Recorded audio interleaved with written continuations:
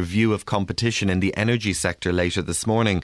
Ministers are under pressure to intervene on behalf of consumers following inflation-busting price rises by some of the biggest suppliers. University lecturers at colleges across Beds, Hearts and Bucks are expected to take part in a national one-day strike today over pay. This morning, picket lines are expected at both campuses of the University of Hertfordshire, as well as the Luton and Bedford sites of the University of Bedfordshire and the Open University. Buckingham New University in High Wycombe will be targeted later in the day. A mother of 7 from Flitwick has been jailed for benefit fraud after claiming to be a single parent when her partner was living with her. The judge at Luton Crown Court acknowledged that her children would suffer, but said the extent of the fraud meant custody was appropriate. More from Carol Abercrombie. Trudy Harris, who's 38, of St Nicholas Close in Flitwick, was jailed for 18 weeks after receiving £37,000 in income. Hospitals in England are admitting too many patients as emergencies, according to a report by the government spending watchdog. The National Audit Office says at least a fifth of last year's emergency admissions in England could have been managed out of hospital.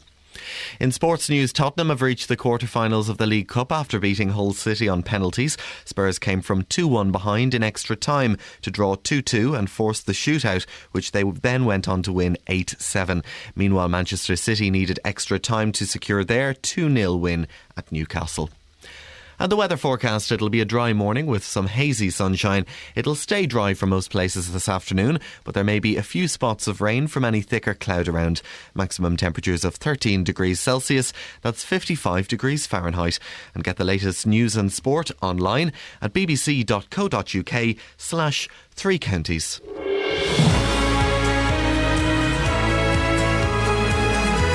This is Iain Lee, BBC Three Counties Radio. Hands up who spent 15 minutes in a wet, rainy car park this morning waiting to scare one of their colleagues. Me. Keep your hands up. Keep your hands up if it actually worked. No? No one?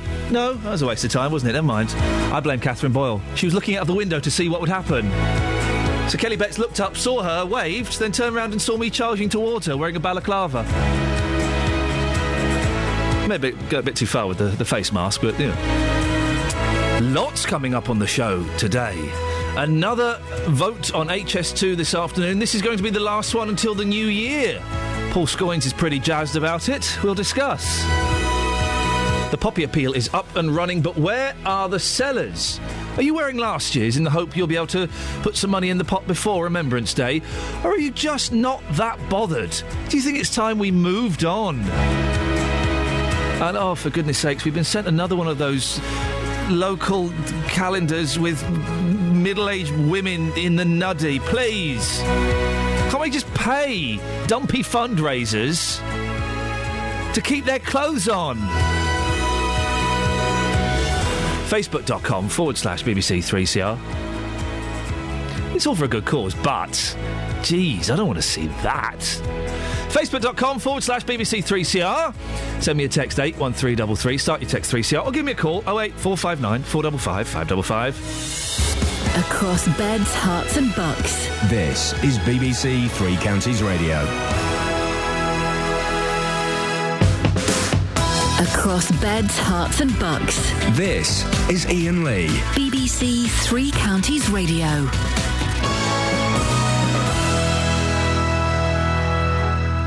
08459 455 555 is the telephone number if you want to give us a call. Now, the HS2, the high-speed railway line from London to the north, is being debated in the Commons again today.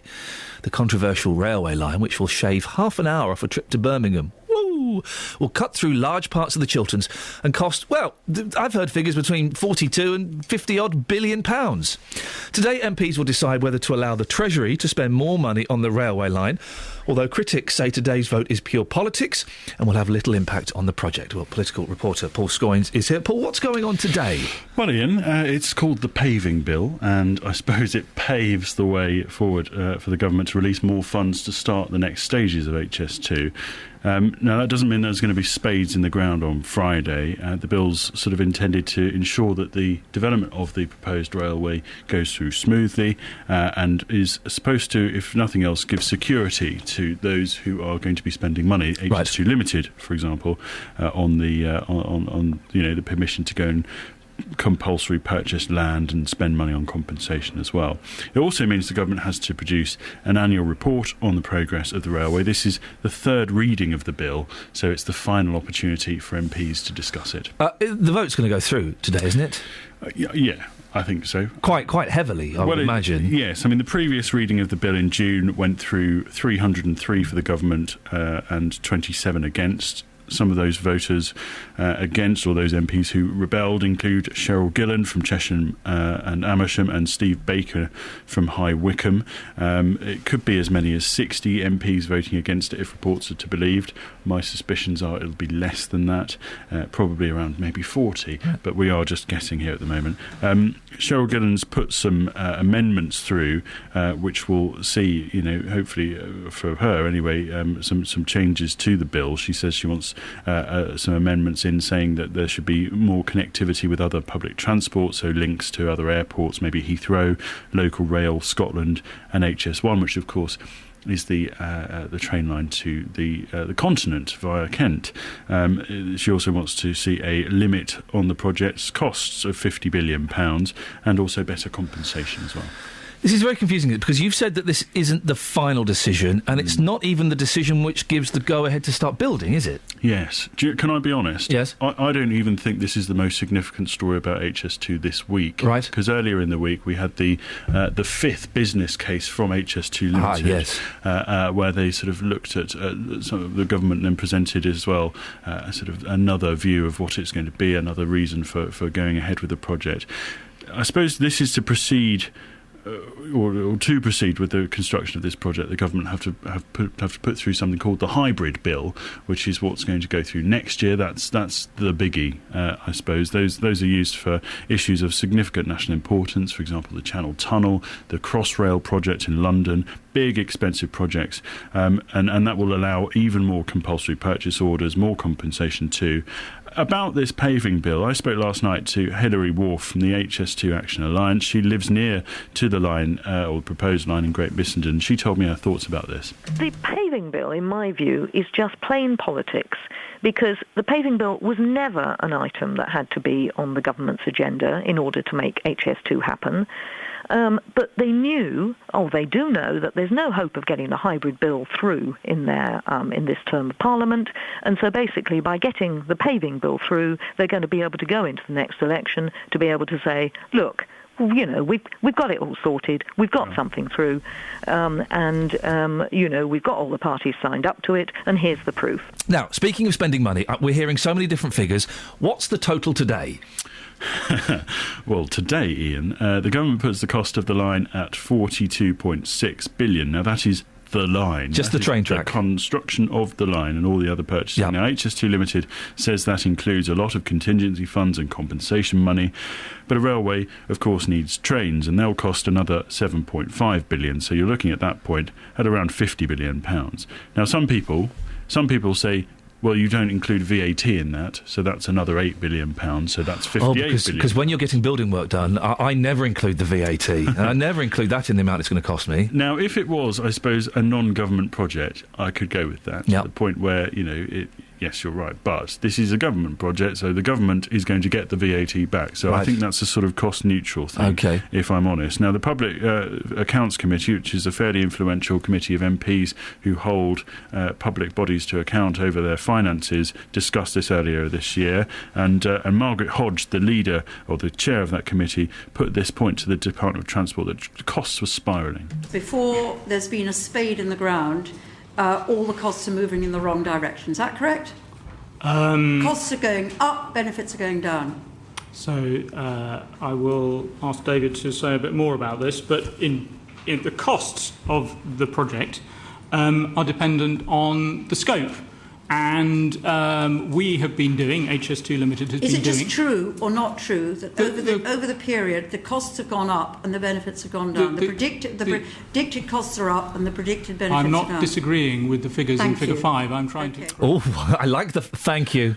But the government deny that the costs are spiralling, don't they? Yeah, they do. And they have done for a long time. They're saying there was a lot of contingency, as I've said. Speaking to the BBC's Newsnight programme on Tuesday, the Transport Secretary, Patrick McLaughlin, He said that the large amount of money set aside for emergencies meant there wouldn't be a rise in the final cost. What we did there was we deliberately built in a large contingency. So what we've done is we've set a target for phase 1 at £21 billion, but actually I've told HS2 that I want phase 1 to be built for £17 billion. But it is right on big projects like this to have a contingency that is part of the budget, but I very much hope it'll be delivered for less than the budget that we've set. And he said there was always a suspicion, perhaps naysayers, over how effective big infrastructure projects would be. The truth is that big infrastructure projects are always controversial until they are built. And when they're built, people say that they were the right thing to do. The same arguments were made about the M40, about the M25. People were opposed to those. They're actually very important parts of the infrastructure of our country.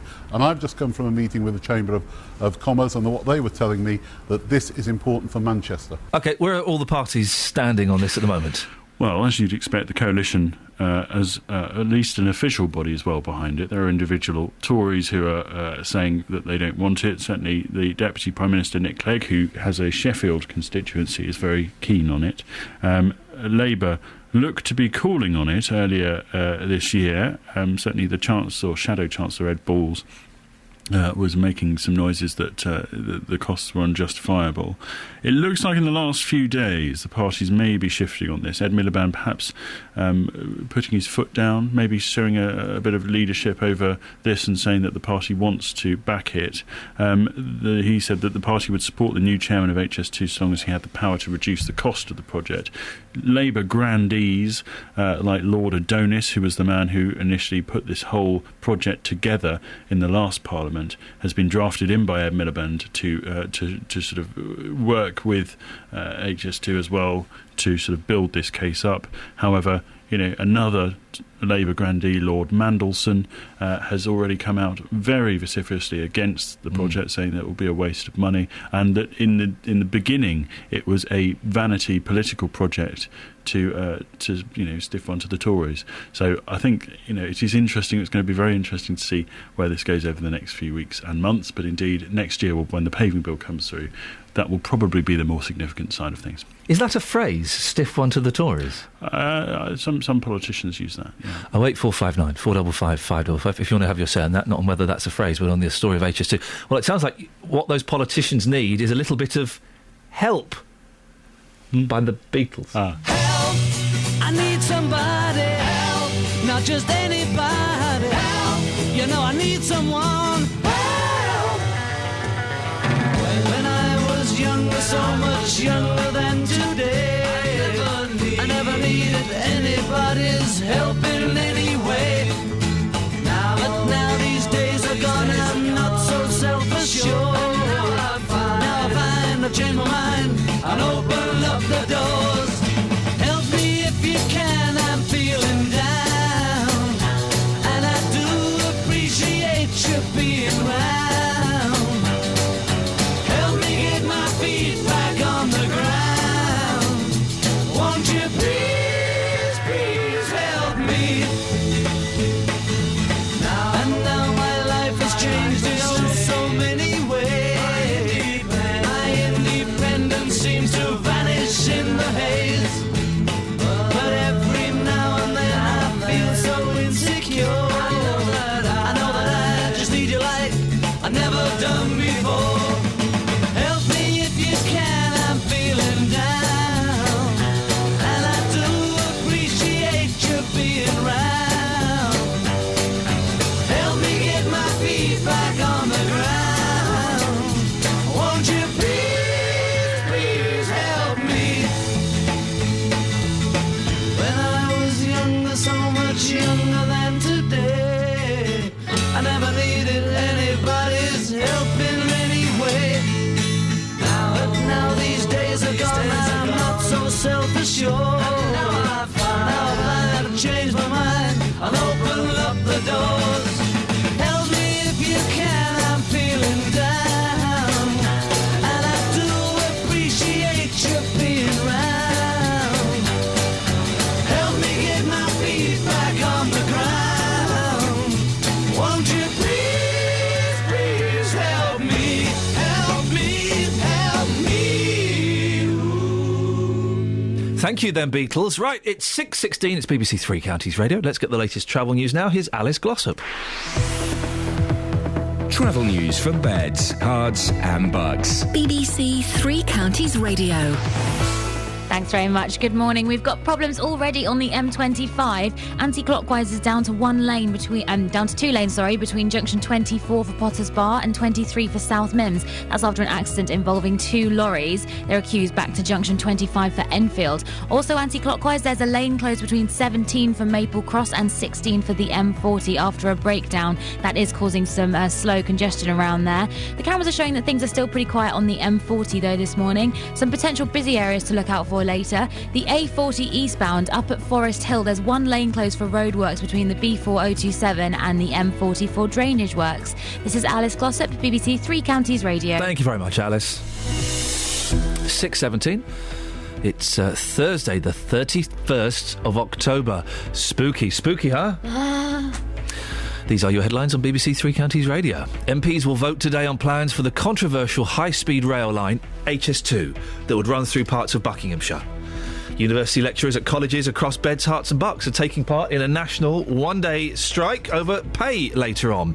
And in sport, Manchester and City and Tottenham have reached the quarter-finals of the League Cup. The weather today, cloudy start this morning, but with outbreaks of rain, dry conditions will follow in the afternoon. Maximum temperature of 15 degrees Celsius, that's 59 degrees Fahrenheit. Coming up, Poppies, are you wearing yours? BBC Three Counties Radio.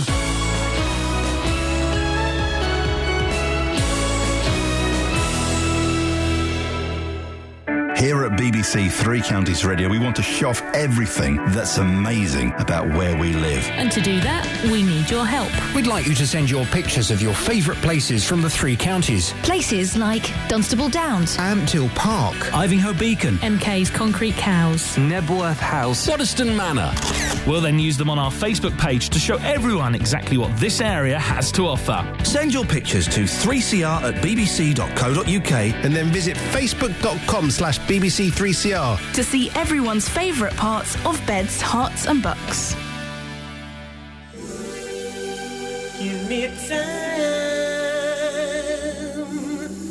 to realize my crime. Let me love and steal.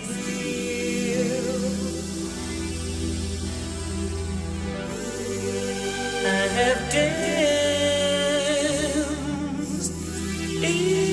inside your eyes. How can I be real?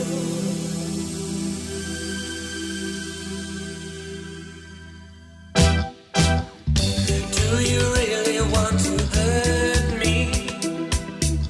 Do you really want to make me cry?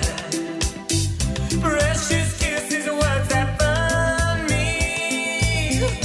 Lovers never ask you why. In my heart the fire's burning.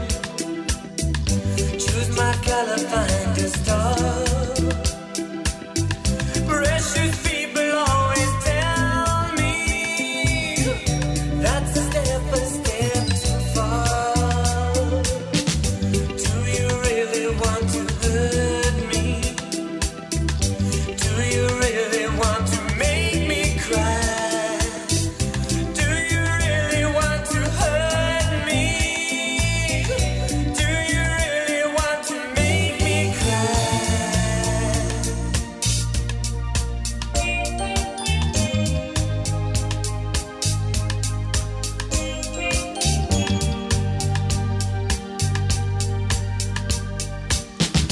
Words of you I have spoken. I could waste 1,000 years.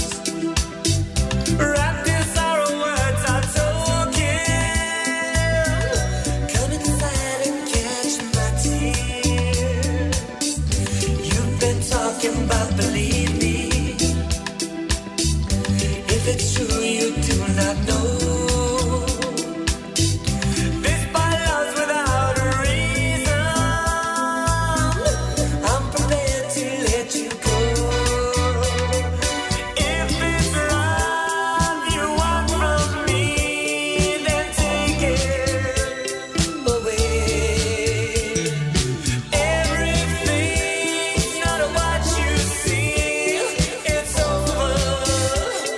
again.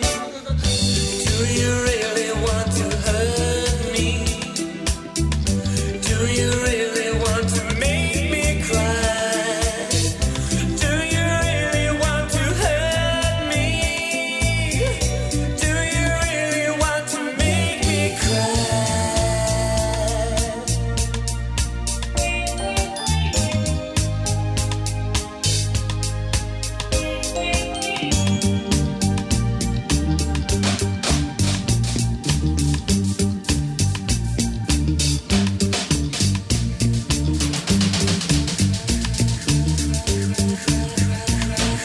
Goes on a bit, doesn't it? It's a bit silly. So silly, we'll get rid of it. 08459 455 555. HS2 is rumbling on towards its conclusion, where it may actually rumble on through the country. Dennis is in Dunstable, the first caller of the morning. Good morning, Dennis. Good morning, Ian. Dennis, what would you like to say? What? Well, I just can't understand. I'm a confused old man in this place. Right. We know. Let's see if we can sort you out. To get to Birmingham half an hour earlier, right? That's the first thing. They're only talking about people. What about goods? Are they going to be travelling on this fast machine? Because it's another 10 years before it's going to be completed. Yeah. In that time, electronics will advance so fast, we won't need to go to Birmingham to do anything, to shop, to have conferences or anything else.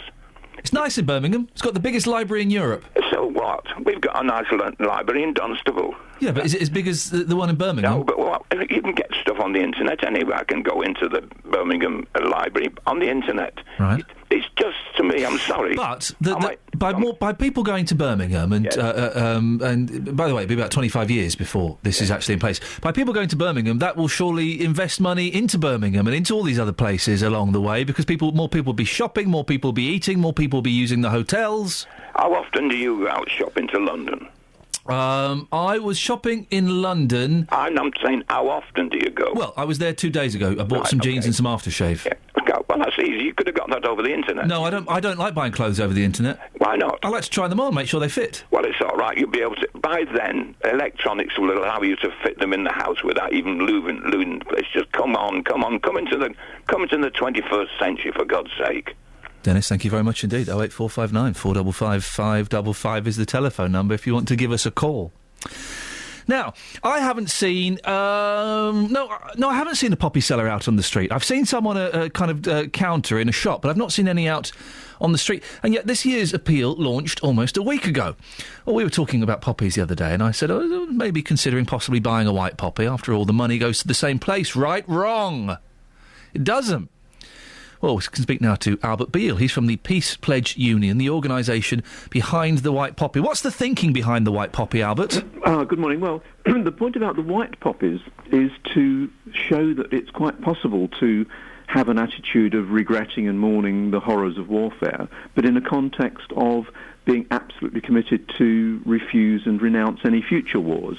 One of the problems with the Orthodox remembrance ceremonies for many of us is that the people involved in organising them may look very mournful on Remembrance Sunday, but on Monday morning they're back in their office planning the next war, the politicians and the military top brass. And for some of us, that really isn't on. If you really think the war is an awful thing, which of course it is, then you have to absolutely resist any future war.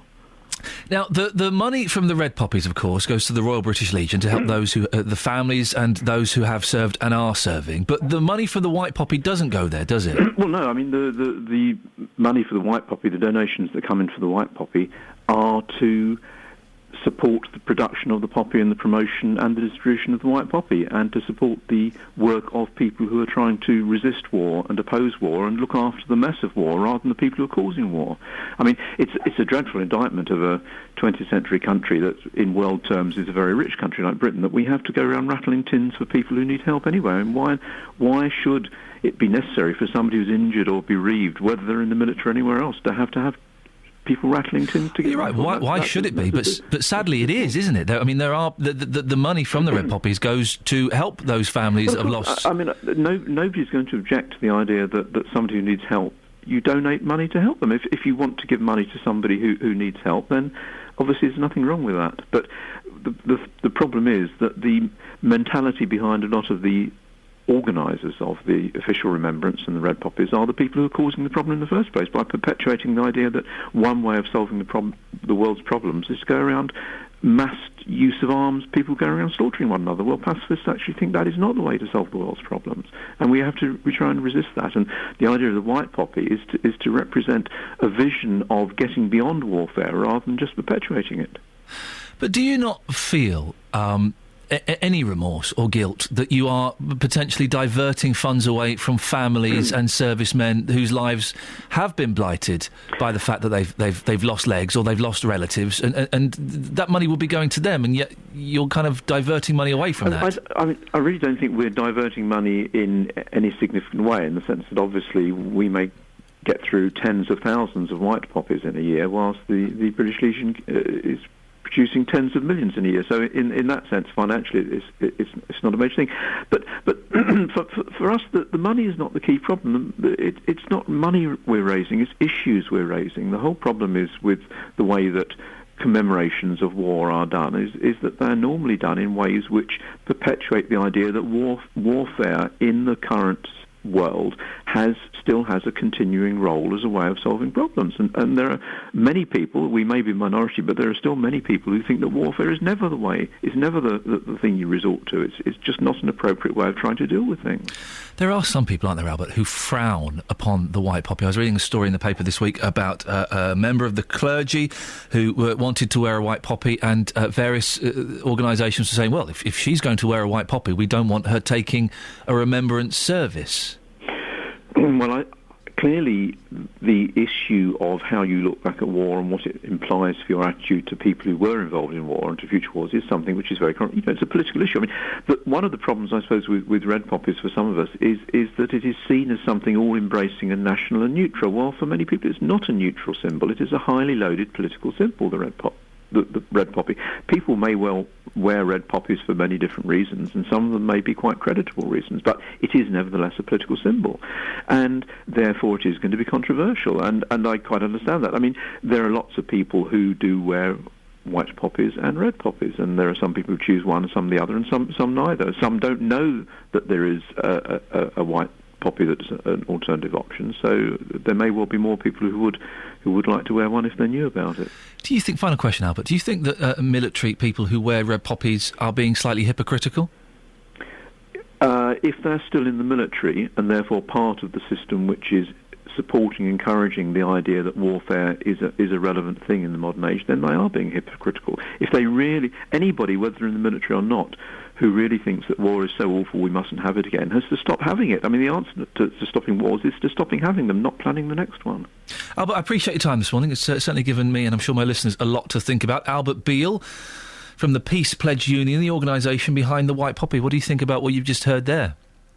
I'm sure there are a few of you at home nodding away. I'm sure there are perhaps more of you at home fuming at what you've just heard. Yeah. 08459 455 555. Coming up to 6:30, BBC Three Counties Radio. Let's get the latest travel now. Here's Alice. Travel news for beds, cards and bugs. BBC Three Counties Radio. Thanks very much. Those problems on the M25 still going on. Anti-clockwise is down to 2 lanes between junction 24 for Potters Bar and 23 for South Mims after an accident involving 2 lorries. They're accused back to junction 25 for Enfield, and it is looking really slow on the speed sensors. Also anti-clockwise, 1 lane is closed between junction 17 for Maple Cross and 16 for the M40 after a breakdown. Things a bit slow around there. In Berkhamsted, there's water main work on Chesham Road at Tudales Lane, and in Milton Keynes, the A5 Fenny Stratford bypass, there's 1 lane closed for improvements at Walting Street on the bypass there, and we've been advised that you should expect delays. This is Alice Glossop, BBC Three Counties Radio. Alice, thank you very much indeed. It's 6:30. Let's get the latest news and sport now. Here's Barry Caffrey. Oh. No. Across beds, hearts and bugs. This is BBC Three Counties Radio.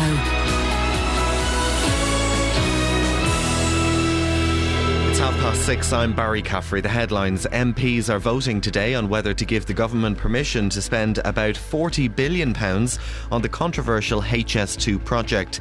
It's thought around 30 Conservative MPs, including Chesham and Amersham's Cheryl Gillen, will vote against the move. University lecturers at colleges across Beds, Hearts and Bucks are expected to take part in a national one-day strike later over pay. Picket lines are expected at the Luton and Bedford sites of the University of Bedfordshire, as well as the University of Hertfordshire and the Open University. A mother of 7 from Flitwick has been jailed for 18 weeks for benefit fraud after claiming to be a single parent when her partner was living with her. The judge at Luton Crown Court acknowledged that her children would suffer, but said the extent of the fraud meant custody was appropriate. And the weather, it'll be a dry morning with some hazy sunshine. It'll stay dry for most places this afternoon. Maximum temperatures of 13 degrees Celsius. That's 55 degrees Fahrenheit. Three Counties Sports. BBC Three Counties Radio. Tottenham have reached the quarter-finals of the League Cup after beating Hull City on penalties. Spurs came from 2-1 behind in extra time to draw 2-2 and force the shootout, which they then went on to win 8-7. Andre Villas-Boas was delighted to see his side finally win a penalty shootout after losing their previous 7 attempts. Also for myself, I've lost a couple in the cup against Academic, and we suffered in Basel last season. And the most ironic thing is that we didn't train this time for penalties, and all of them were slotted perfectly. and against Basel, we trained and ended up missing all 3 of them. So it was great for the players to enjoy this victory and break that voodoo as well. Newcastle's hopes of winning the League Cup are over for another season after they were beaten 2-0 in extra time by Manchester City. The Newcastle manager Alan Pardew says their 4th round defeat is hard to take. The last 4 performances I think have been strong, but we've only taken 1 point and got knocked out in the cup in that period. And that's hard to take, I think. I couldn't have asked more from the players tonight. They carried the game plan through to the letter, and we just didn't get a break when we perhaps needed one. Queen's Park Rangers missed out on the chance to move back into second place in the Championship after they drew 0-0 with Wigan. And Gareth Bale scored twice as Real Madrid beat Sevilla 7-3 in the first start at the Bernabeu. England's cricketers are playing in their first warm-up match of the Ashes Tour against a Western Australia Chairman's 11 in Perth. The hosts are batting after they won the toss, and a short time ago they had reached 115 runs with no loss of wickets. Plays underway on day 1 of the World Golf Championships event in Shanghai. Rory McIlroy has an early share of the lead and he's on 5 under par after 10 holes. BBC Three Counties Radio News and Sport. I'll have a full bulletin at 7. Call 08459 455 555. BBC Three Counties Radio. This is Iain Lee, BBC Three Counties Radio. Lots for you to get involved with this morning. We'll be talking about Halloween in a few minutes. Also, after the next record? What's that, Grandad? Catherine and I will be going through the newspapers. If you want to join us, it's kind of a free-for-all. If you want to join us, you just hang on the line and chip in. 08459 455 555. But before that, Michael's in Bedford on the subject of the poppy. Good morning, Michael. Good morning, Iain. Are you wearing your poppy yet? Well, no, I've only just got out of bed. Oh, well, OK. not immediately, but have you started wearing one this year? Yes, I have, yeah. Here's a question. How much did you pay for your poppy? Well, I stuck a donation of £2 in the... OK. We're trying to work... We've got the Colonel coming in. The Colonel was on last year. It was very fiery. He's agreed to come back this morning, and we're going to try and find out from him what he thinks is a decent donation. But what have you called in about, Michael? Well, I went and bought my poppy yesterday from my local doctor's surgery. Yeah. I said, can I have a pin to put it on? And the girl rummaged around. She said, no, we don't supply pins this year. Sorry? For health and safety. You are joking. She did not actually say that. Yes. Well, what are you supposed to do with it then? Well, I phoned up the British Legion after that when I got home. No, we can't supply pins at the moment because of health and safety. Oh, my God. So you've got to supply your own. So it's all right for me to go and buy pins and stick them in the chest and all the rest of it, but I can't have one given to me with poppy. Michael, you've got to love it. You've got to love it. It's political madness gone wrong. No, hang on, that's not it. To lead a better life, I need my love to be here,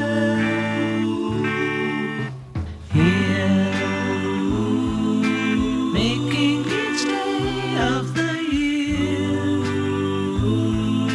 changing my life with a wave of the hand.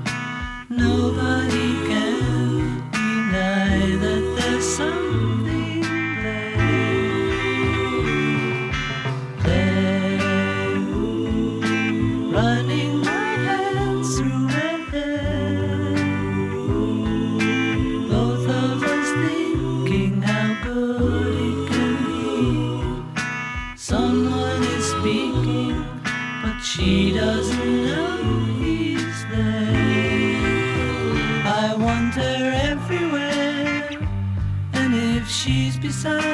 I know I need never care. But to love her is to need her everywhere. Knowing that love is to share. Each one believing that love never dies.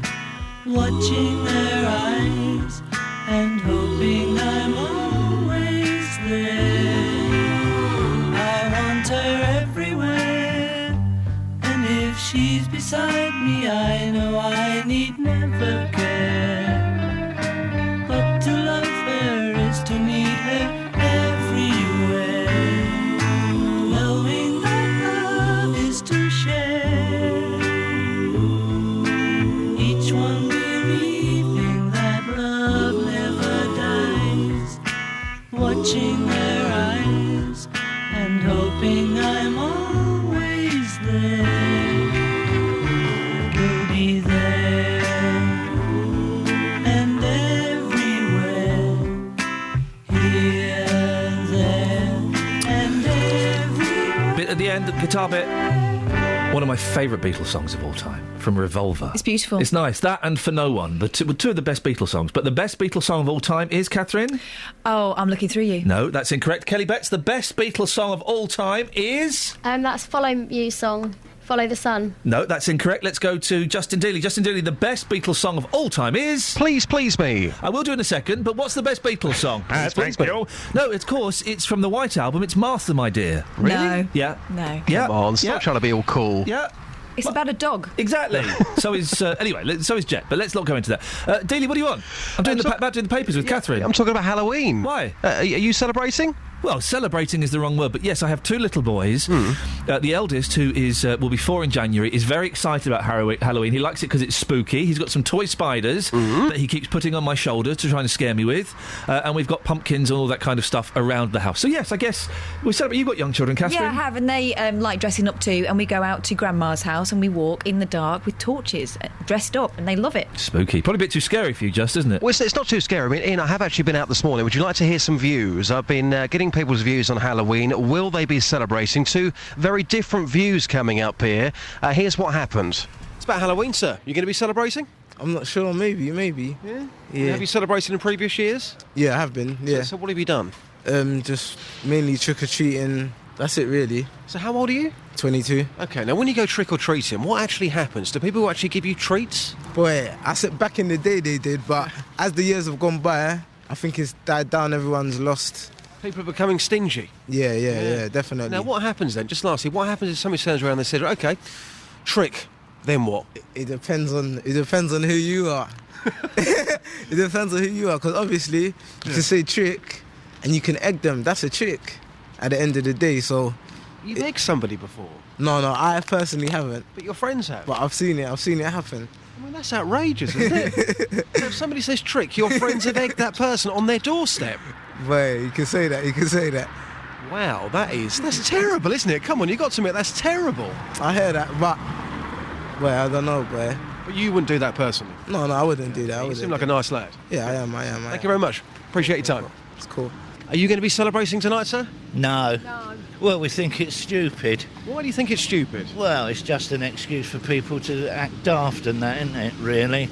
I mean, at one time we never used to bother with it. What people were looking for at one time, or looking towards, was Guy Fawkes Night. Yeah. Now we have all this stuff to do with Halloween. And when I was a youngster many years ago, we never gave it a second thought. It was mainly Guy Fawkes Night. So what happens then if somebody knocks at your door tonight and they say trick or treat? What will you do? Nothing.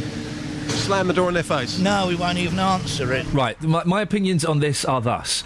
That couple at the end, grumpy. That lad at the start, 22. It's too old. It's too old, isn't it, Catherine? Yeah. Unless you've got children, then you can do what you want. I would say the cut-off point for going trick-or-treating is, let me think, 12. Probably go along with that. Yeah. When we're talking teens... Plus, they don't try very hard, they just put their hoods up, don't they? Yeah, exactly. The thing is, that young kid there, 22 years old, trick or treat, he claims, of course, that he hasn't done it himself, but his friends turn round and egg somebody on their doorstep. Now, how on earth can you explain that? Well, it's trick or treat. So what happens is you get... But to egg somebody on your doorstep, I mean, what sort of person will go out and if somebody goes, OK, trick, they would then get an egg out of their pocket and egg that person on their own property? That is disgusting. I wonder whether they're abiding by the Halloween etiquette as well. You know what the rules are, don't you? What are the rules? If you've got a pumpkin outside, that means you welcome Yes. trick-or-treaters. Yeah, that's If you correct. haven't, leave me alone. You probably hate it, don't you, Justin? Do you know, I love it because of the music, actually. I think every single year it's an excuse to dig out the Halloween music. But hang on a second. Let's go through the two Halloween songs. No, three Halloween songs. That one that goes diddle-doo, diddle-diddle-doo, that one. Jump by the Van Halen. Monster Mash. Monster Mash. Michael Jackson's Thriller. Okay, so that's a Ghostbusters theme. Yep. There's a Rockwell. ghost in my house. Argent you should get Taylor. someone around Yes. as well. No one remembers, and I bought this on 7-inch vinyl, Love Bug Starsky, the theme to Amityville. Do you remember that? Oh, play it before 7. Well, yeah, like we're going to have it on our system. No, I'll find it for you. Amityville. It was a place on a hill.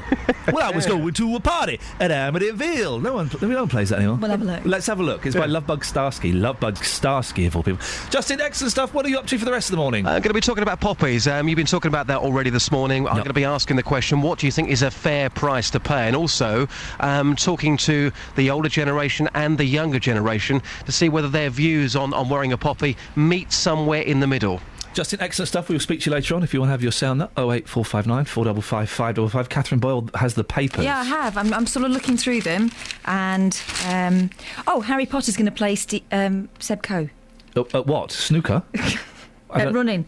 Daniel Radcliffe's wish not to appear naked so often in his stage and film work will be granted in his next role, but he will be obliged to wear a pair of obnoxiously skimpy running shorts. Short shorts. Yeah. So he's going to play. He's playing Seb Coe. Yeah. No. Yes. Yeah. And the film. Who's going to be playing Steve Ovett? Because that's what it's about, isn't it? Who would be good for that? And that is one of the greatest sporting rivalries of all time. You turned your nose up at this. It really was, in the same way that Steve Davis versus Jimmy White. It was upper middle class versus working class. And upper middle class generally won both times, unfortunately. But were they both scintillating characters? Was there banter? Was it like Jose Mourinho versus, It wasn't about the banter with Ovett and Co. It was about the excitement, the tension, the rivalry. It divided the nation. Oh, really? Who I was was a bit young. Oh, don't give me that. Steve Cram, more my ear. Oh, for goodness sake. Yeah, Roger Black. Oh, dearie me. The Bland. Roger Bland. I mean, he's a nice lad, but come on. Ovett and Co. Passion. Okay. Anything else? Men running with the veins out of the forehead. Ovett was a very veiny man. Yeah, definitely. what else have we got? There's not a lot. I say not a lot in the papers. There is loads in there, but there's not an awful lot that sort of... Hang on. We'll find something. OK, we've got 30 seconds. I did find something earlier. People having affairs and saying they regretted it. Yeah. Lady Gaga wearing clothes that people wouldn't wear down Sainsbury's. And Uri Geller's going to do a trick tonight at 8:30pm. Something amazing's going to happen, says Uri Geller. Uri Geller, Britain's favourite bender of spoons. Isn't he good? Catherine, lovely. That's the paper source. Kind of petered out towards the end, didn't it? A bit. I hold Kelly Betts personally responsible. Personally responsible for that, Kelly Betts. Thanks. You're welcome. Travel news for beds, cards and bugs. BBC Three Counties Radio. Those problems still going on the M25 this morning. Anti-clockwise, we're down to 2 lanes between 24 for Potters Bar and 23 for South Mims. There was an accident there involving 2 lorries. There's congestion back to 25 for Enfield. Also going anti-clockwise, there's a lane closed between junction 17 for Maple Cross and 16 for the M40 after an earlier breakdown. Traffic's a bit slow around there. In Houghton Regis on Bedford Road, there's gas main work at Roslyn Way. And in Wing on Leighton Road, there's temporary traffic lights for gas main works at Stukely Road. That's until the 8th of November. This is Alice Glossop, BBC Three Counties Radio. Thank you very much, Alice. Right, 6:46. It's Thursday, the 31st of October. I'm Iain Lee. These are your headlines on BBC Three Counties Radio. MPs are expected to vote today to give the government the authority to start spending money on preparations for HS2, the high-speed rail line that would cut through the Chilterns. University lecturers at colleges across Beds, Herts and Bucks are expected to take part in a national one-day strike later over pay. And in sport, Tottenham and Manchester City have both reached the quarter-finals of the League Cup. Whoop-de-doo for those guys, huh? Right, it's 6:46. Let's get the latest weather now from Elizabeth Rizzini. beds, hearts and bucks weather. BBC Three Counties Radio. Hello, very good morning to you. Boo! Did I get you? Yeah, you got me. Nice one. Yeah, I got it, guys. I got her. Away you go. Thank you. So I've got some cloudy, damp weather for us this morning. Outbreaks of drizzle, light rain really through the course of the morning. I think it will clear as we head through the late morning into the first part of the afternoon. It'll brighten up quite nicely. In fact, always the risk of 1 or 2 showers around today, but a drier, brighter afternoon. Temperatures similar to yesterday's. We're looking at 14 or 15 degrees, 59 in Fahrenheit. The breeze will pick up slightly into the afternoon as well. Now, if you're trick-or-treating tonight, Ian, I think you'd be making quite a good job of that, then it'll probably be... Sounded like a compliment, but a second analysis, I think it may have been rude. No, of course not. No, I don't find your face scary at all. It's not going to be particularly cold. That's the good news. Temperatures between around 7 and 10 degrees by the end of the night. So it won't be particularly cold, but we could see a little bit of drizzle around at times. Quite a lot of cloud around, and the breeze will pick up as well. That's the overnight weather anyway. And then into tomorrow morning, we've got further outbreaks of light rain through the morning, very similar to today's. But the rain is going to turn heavier, more persistent as we head into the afternoon and into the overnight period tomorrow. So very wet ends of the working week. As you'll remember, it was a very wet and windy start to the working week. So tomorrow we do have a Met Office warning out for some heavy rain that's going to last on into Saturday. So lots and lots of wet weather around for the start of the weekend. I think Saturday morning itself should be dry and bright, but then our focus turns to the winds. It's going to turn very windy again on Saturday afternoon and into the evenings if we haven't had enough strong winds already this week. I don't think it will be on a par with what we saw on Monday, but still you will want to keep an eye on the forecast. We'll probably see a warning issued for it a little bit later on in the day. That's the forecast. Thank you very much, Cheeky. BBC Three Counties Radio. You have no idea what it's like for the businesses up here. Local and vocal. We're at the situation where we cannot pay invoices that were due in August. As a result, we cannot buy stock for the Christmas trade. Across beds, hearts and bucks. I mean, I've lived here 30 odd years, but you can't go out no more. I used to go down the bingo. You don't go anywhere. People on planes who are really large should pay for 2 seats because they take up all the space. Local and vocal. Across beds, hearts and bucks. This is BBC Three Counties Radio. We built this city on rock and roll. Built this city. We built this city on rock and roll.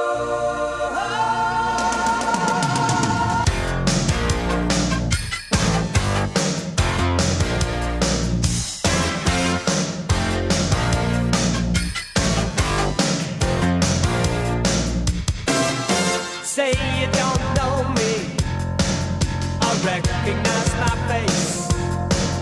Say you don't care who goes to that kind of place. Knee deep in the hoopla, sinking in your fight. Too many runaways eating up the night. Marconi plays the mama. Listen to the radio. Don't you remember? We built this city. We built this city on rock and roll. We built this city. We built this city on rock and roll. Built this city. We built this city on rock and roll.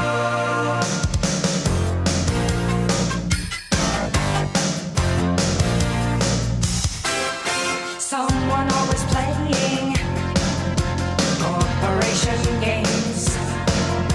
Who cares? They're always changing corporation names. We just want to dance here.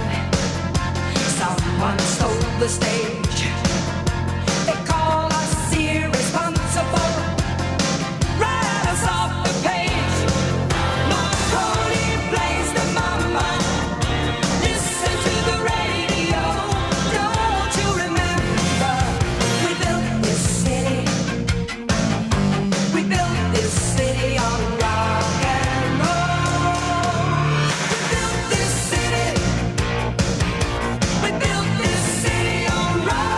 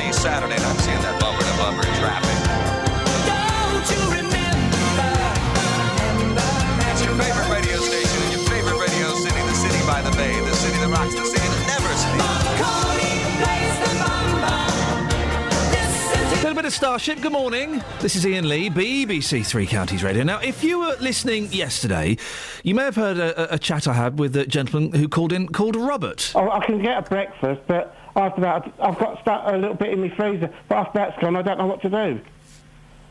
But, I mean, I've had people out trying to help me, but budget me funds, but how can you when you've got nothing to live on after you've paid all your bills and that? It's just crucifying me at the moment. I'm guessing you live on your own, is that right? Yes, I do, yeah. You got any friends or family you can talk to? I've got family, but they have to work, you know, they've got their own families. How are you feeling, Robert? Well, I do suffer from depression. Have you been to the doctor about that? Yeah, I'm on antidepressants. And how are you finding them? They're all right, but the point is, with all this, you know, trouble and everything, it makes me feel like sometimes taking my own life, and that is the honest truth. Well, it was a very honest call from Robert, and we got lots of messages during and after the show suggesting that Robert isn't alone. But pride and the feeling that you should be able to sort things out for yourself often stops people, particularly blokes, asking for help. Well, I'm joined on the phone now by Chris Muanguzi. He is the Chief Executive of the Family Matters Institute. Chris, how easy is it for this situation to happen to someone? Morning, Lee. How are you doing? Yeah, I'm very well, thank you. It's very easy for it to happen to a lot of people. I'm glad Robert called in and he was honest. And you're right, a lot of men won't be honest about it. It's down to pride, but that's not the only reason.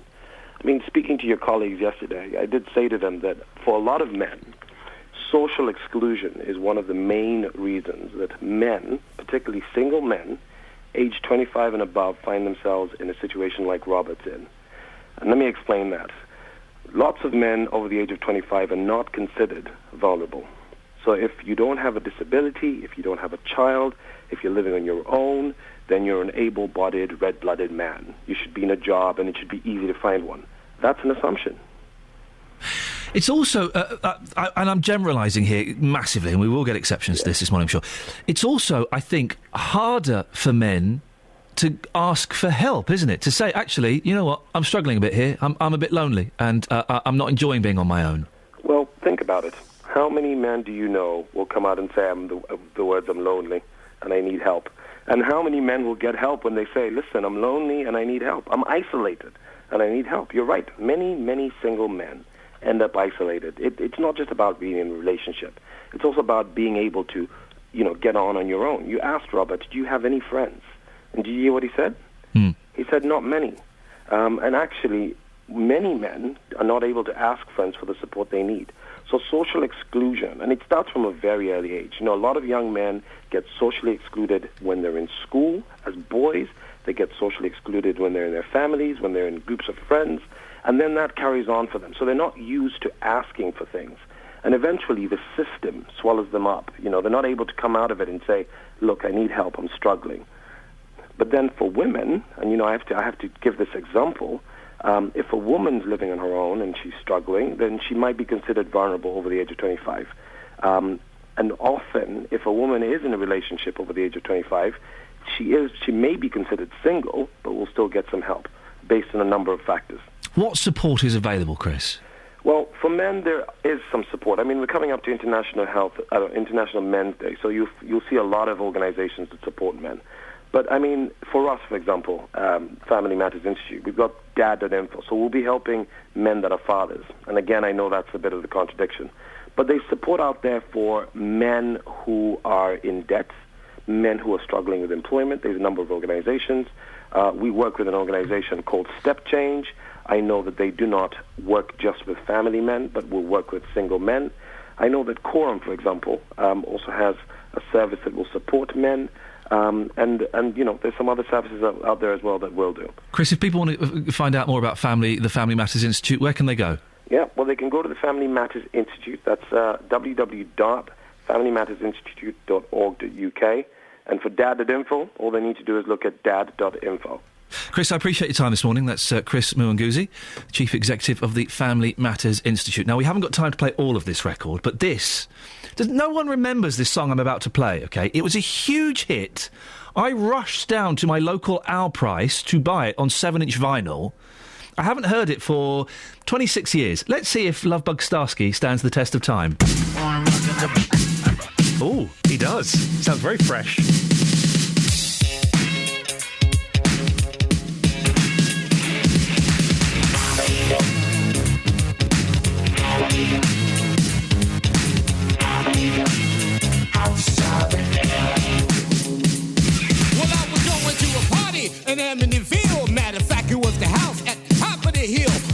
but you never went for nothing in the world except I got an invite for one of my girls. When I got to the house, the grass was over the fence. The atmosphere around would keep you in suspense. So I rang the doorbell like it ain't no thing. And this gruesome guy came and said, "Hello, Softy.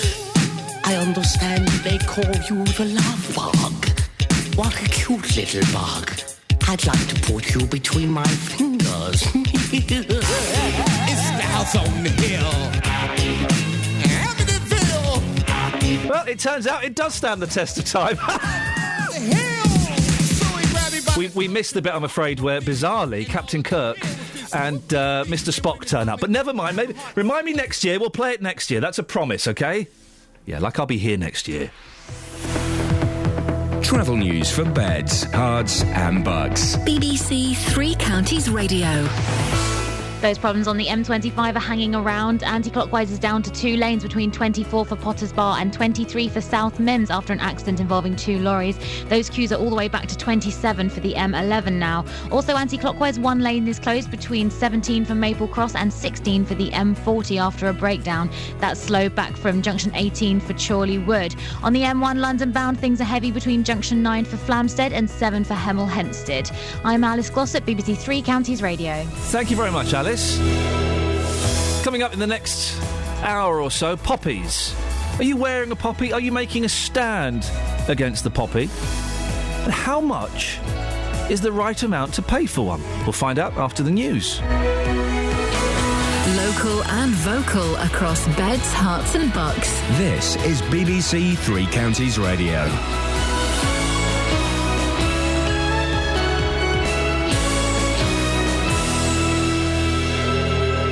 It's 7 o'clock. I'm Barry Caffrey. The headlines: decision to spend more money on high-speed rail line through Buckinghamshire to be made.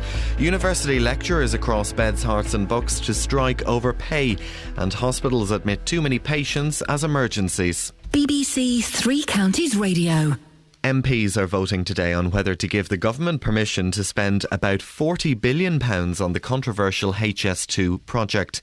It's thought around 30 Conservative MPs, including Chesham and Amersham's Cheryl Gillen, will vote against the move. Tony Fisher has more. Many who live along the route through Buckinghamshire are opposed to the project, but some who live in Milton Keynes say it'll free up capacity for routes running through there. This week, a government-commissioned report said failure to go ahead with the rail link would lead to 14 years of weekend closures, while existing lines are upgraded to provide vital capacity. But the Stop HS2 campaign says the idea is a waste of money. University lecturers at colleges across beds, hearts and bucks are taking part in a national one-day strike today over pay. This morning, picket lines are expected at both campuses of the University of Hertfordshire, as well as the Luton and Bedford sites of the University of Bedfordshire and the Open University. Buckingham University in High Wycombe will be targeted later in the day. The Energy Secretary Ed Davey is to announce further details of a proposed review of competition in the energy market later this morning. Ministers are under increasing pressure to intervene after inflation-busting price rises by some of the biggest suppliers. The government's response will be outlined by Mr Davey in a statement to MPs. The government spending watchdog says there are too many emergency admissions to hospitals in England. The National Audit Office also says many of these patients stay in hospital longer than is necessary. It warns that the NHS needs to deal with the problem better if it's to cope with the increased pressure on the system over the winter. A mother of 7 from Flitwick has been jailed for benefit fraud after claiming to be a single parent when her partner was living with her. The judge at Luton Crown Court acknowledged that her children would suffer, but said the extent of the fraud meant custody was appropriate. More from Carol Abercrombie. Trudy Harris, who's 38, of St Nicholas Close in Flitwick, was jailed for 18 weeks after receiving £37,000 in income support, housing benefit and council tax benefit, which she wasn't entitled to. The court heard that her partner was living with her and running his bouncy castle business from the home. In sport, Tottenham and Manchester City have both reached the quarter-finals of the League Cup. Tottenham beat Hull City 8-7 on penalties, and Manchester City required 2 extra-time strikes to secure a 2-0 win at Newcastle. Spurs will now face West Ham in the last 8 of the competition, while City travel to Leicester. And the weather, it'll be a dry morning with some hazy sunshine around. It'll stay dry for most places this afternoon, but there may be a few spots of rain from any thicker cloud around. Maximum temperatures of 13 degrees Celsius, that's 55 degrees Fahrenheit. Get the latest news and sport online at bbc.co.uk/3 counties.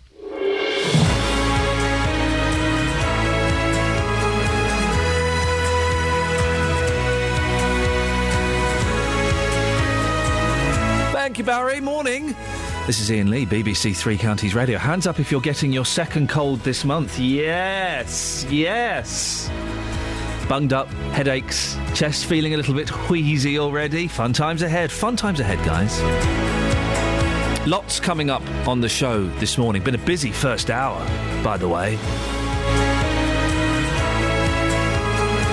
Going to be a busy second hour as well. There's another vote on HS2 this afternoon. This is going to be the last one until the new year. We've got two people coming on. One is for and one is against. Where are you on the argument on HS2? The Poppy Appeal, it's up and running, but where are the sellers? And are you wearing last year's in the hope that you'll be able to save a quid or two? And how much is the right amount of money to pay for a poppy?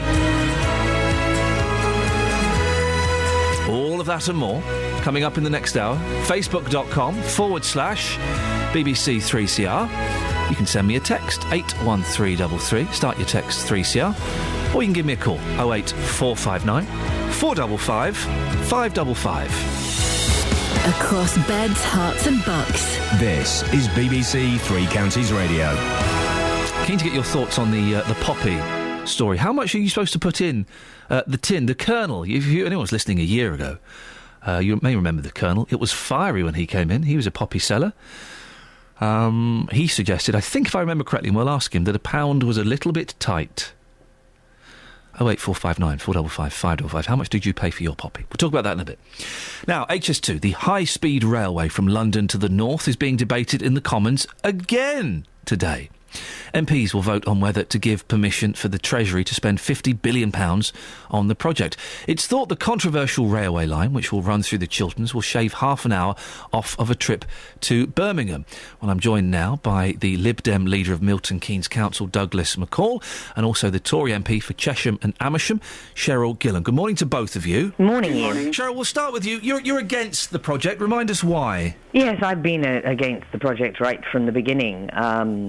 I started off basically because it went through my constituency and went through the AONB, but as soon as I started to study what was happening and what was being proposed, I'm basically against it because I don't think it's good value for money. I don't think that it does what the government expects it to do in terms of connectivity. For example, it doesn't go into Heathrow, it doesn't go into the Channel Tunnel rail link, it doesn't even go into some city centres. I think it is going to prove to be a project which takes money from other parts of our infrastructure network. And I firmly believe that there are better ways and other alternatives, and better ways to spend £50 billion. You say it doesn't go to the Channel Tunnel link. It goes to Euston, which is, what, 4-minute walk away, isn't it, from King's Cross? Well, I don't know. It might be a 4-minute walk for you, Iain, but if you're carrying cases and everything else, I'm afraid it's considerably more.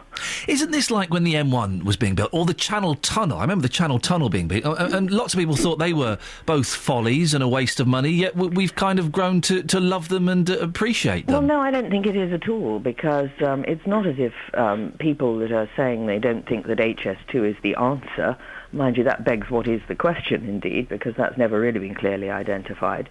But there are other ways in which we can improve our transport infrastructure. I think it's ridiculous that we should be building a fixed line link between Euston and Birmingham when we don't even know where our airport capacity is going to increase in the southeast. We're waiting for a report from Howard Davis to see what we're going to do, whether we're going to have a third runway at Heathrow or whether we're going to have a completely new airport or increase the capacity at Gatwick and Stansted. And I think we're putting the cart before the horse. I think we are creating something that initially is probably going to boost the London economy, far more likely to boost the London economy than the north of England. And we're looking at a project that's going to take 30 years to complete, when things are changing in transport anyway. Well, sure, let me bring in Lib Dem leader of Milton Keynes Council, Douglas McCall. Douglas, you're in favour of the project, aren't you? Why? I certainly am. There's a number of different reasons I'm in favour, but if anyone travels on Europe, you just see how good their infrastructure is compared to ours. Now, do we want Victorian infrastructure or do we want modern infrastructure so we can compete with Europe? That's one of the main issues I'm in favour. But the other issue is capacity on the main line. Everyone's fixated by the fact it's going to be, quicker, and that's wonderful. But the other issue is capacity. And it's not only HS2 which will benefit, but the West Coast main line will benefit because as some trains are moved onto HS2, it releases capacity on the West Coast main line. And for places like Milton Keynes, where I'm from, that'll be brilliant news. I've heard arguments, Douglas, about the capacity saying, well, it would be cheaper and feasible to extend the platforms and add an extra couple of carriages to the trains. Why can't we do that? Because it's not capacity on the trains, it's capacity on the tracks. And we spent millions of pounds in Milton Keynes having extra platforms, but because of the track capacity, trains aren't stopping enough in Milton Keynes. So the issue is not the capacity on the trains, it's the capacity on the tracks. And we must have more capacity on our railways. And HS2 is one way of doing that. What about the impact, Douglas, on the people living alongside the route? People are being forced out of their homes, people whose homes have become worthless because they're just on the cusp of the compulsory buyout. What about those people? Well, I think people on the route should be given proper compensation. But they're not all getting proper compensation, are they? But we would never build anything. You mentioned the M1 motorway area. We would never build any railway, any motorway, if we said we can't build it because someone's individual home is going to be affected. So it's just tough? Well, we've got to look at the greater good for the country versus the impact on the individuals. And I think we should properly compensate the individuals, but that's not an excuse for not doing anything. Cheryl, what's your response? Well, first of all, on Milton Keynes, I think it's very doubtful about any more capacity on the tracks because some of the railway experts, for example, HS2 Action Alliance, have looked at this. And they talk about increasing the capacity in the rail paths for freight. But in fact, to sustain services to those areas that are not supplied by HS2, such as Coventry, they will have to continue to run those trains. It is about seat numbers, according to the DfT, and that can be achieved by other means, for example, lengthening carriages, getting rid of first class, as we did on the Chiltern line. But as to the point that, the M1 had people that didn't approve of it in the Channel Tunnel and we wouldn't do anything, I don't think that's right because the people that are saying that HS2 and spending what will turn out to be much more than 50 billion, mark my words, on this project is not a good use of taxpayers' funds. After all that money is borrowed, the taxpayer has to pay it back, and we think that there are better ways, including our own councils, that have looked at this. 51M has looked at some really good alternatives to HS2. People have come up with looking at the old Central Railway and opening that up. And there are other solutions which I think the government should have been looking at in detail before committing to an enormous project that completely dwarfs anything else we've done. And quite frankly, even the capacity of the department and HS2 Limited, after all the mistakes that have been made to deliver this project, has to be called into question. Douglas?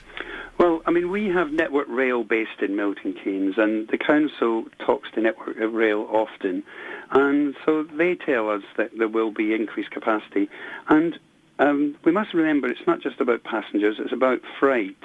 And with East West Rail due to come online as well, we really do need to improve the rail infrastructure in the UK because, it's a joke in the UK compared to Europe. But even Lord Berkeley, who heads up the Freight Association, has said that freight will be constrained. This is not this miraculous answer that some people are claiming. You would want it, wouldn't you, Douglas? Because you live in Milton Keynes, and so you don't live alongside the route, so you'll only see benefits. You won't see negatives on the people who live in your area. Well, as I say, I think it's a benefit for the UK as a whole, and obviously it is going to be a great benefit for Milton Keynes. But we need to remember, I mean, there are beautiful places like Switzerland who have railways, and very good railways. But Douglas, again, sorry, just to bring you back on the thing, I have heard on this show, and I'm sure Cheryl has heard many stories from people whose homes have become worthless. They're just off the boundary, so they won't receive any money, but then they wouldn't be able to sell their house. People being forced out of their homes that they've lived in for generations. There's that human element that seems to be just being swept aside. Well, I mean, I'm talking about the principle of having modern infrastructure. Yeah, and I'm talking about the principle of people's homes and lives being ruined. Well, I'm saying to you that I would expect those people who are impacted to be fully compensated. Some of them aren't. Sorry, I didn't hear that. Some of them aren't. Well, Cheryl, I'm sure you've heard stories, haven't you, of people who have been negatively impacted and they won't get financial... There's been some fantastic work done by Hilary Wharf, who is a railway expert at HS2 Action Alliance, and she estimates from looking at the government's own figures, actually I think this is from the government's own figures, that there's nearly 500,000 properties within a kilometre of HS2. There is no doubt from even my caseload there are people whose property prices and lives that have been affected by this who will never get any compensation. And I think really what your other interviewee is saying is that this is a price worth paying. Well, I do not think it is a price worth paying. I think it is worth looking at what other things we can do, what is coming on in terms of new technology, what is possible, and on the commuter overcrowding. I mean, I've even heard from railway experts that if we stopped the Virgin trains in Milton Keynes and allowed the commuters to get off at peak times, that would help. But that doesn't currently happen at the moment. Douglas, last 30 seconds to you. Well, I just think we need to either be in the Victorian era or the modern era, and we need to move forward with modern infrastructure. I appreciate both your time this morning. Thank you. Last voice you heard there, Lib Dem leader of Milton Keynes Council, Douglas McCall. And the other voice was the Tory MP for Chesham and Amersham, Cheryl Gillan. Well, you've heard their arguments. I'm sure you're... possibly it swayed some of you. I'm sure you're pretty set in your thoughts. What do you think? Good thing, bad thing? Simple question. HS2, good idea, bad idea? 08459 455 555. This is BBC Three Counties Radio. It's 7:15. Let's get the travel now with Alice. Travel news for beds, cards and bugs. BBC Three Counties Radio. Thanks very much. Good morning. The M1 London bound, there's been an accident at Junction 7 which was involving 3 cars. That's now been moved onto the hard shoulder, but things are slow all the way back to Junction 10 at Luton Airport. The M25 anti-clockwise is still down to 2 lanes between 24 for Potters Bar and 23 for South Mimms. It's after an accident involving 2 lorries. Queues are still back to 27 for the M11 there. Also anti-clockwise, there's a lane closed between Junction 17 for Maple Cross and 16 for the M40. That's slow back to Junction 18 for Chorley Wood. In Bricket Wood, the North Orbital is very slow at the M25-21A roundabout there. And on the public transport, there are no reported problems. This is Alice Glossop, BBC Three Counties Radio. Thank you very much, Alice. 7:16. It's Thursday, the 31st of October. I'm Iain Lee. These are your headlines on BBC Three Counties Radio. The Conservative MP for Chesham and Amersham, Cheryl Gillan, has told me this morning that HS2 is not good value for money and won't bring the benefits to the economy that the government expects. Details of a proposed review of competition in the energy sector will be announced later this morning. And in sport, England's cricketers are playing a Western Australia Chairman's 11 in Perth in a warm-up match ahead of the Ashes. The weather today, cloudy start this morning with outbreaks of rain. Drier conditions will follow in the afternoon. Coming up, poppies. How much is enough to pay for a poppy? BBC Three Counties Radio.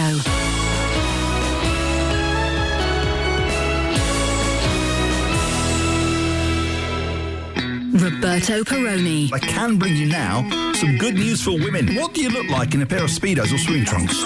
A pumpkin had been stolen from outside a hairdresser's salon. We've had lots of support since your programme, lots of phone calls telling us not to worry and everyone's looking out for them. What could I do to bring a smile to Dame Kelly Holmes' face?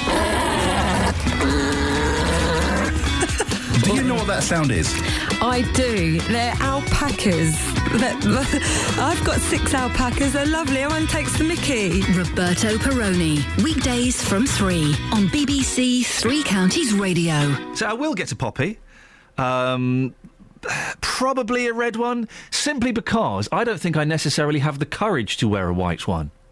Because people do give you a funny look. I'm not huge on making political statements, so I probably will get a poppy, and if I do get one, I'll put £1 in. I'll put £1. Is that a bit tight? Have you got your poppy yet? How much did you pay for it? Is £1 a bit tight? I don't know. It seems adequate to me. Listen, we're all struggling, aren't we, at the moment?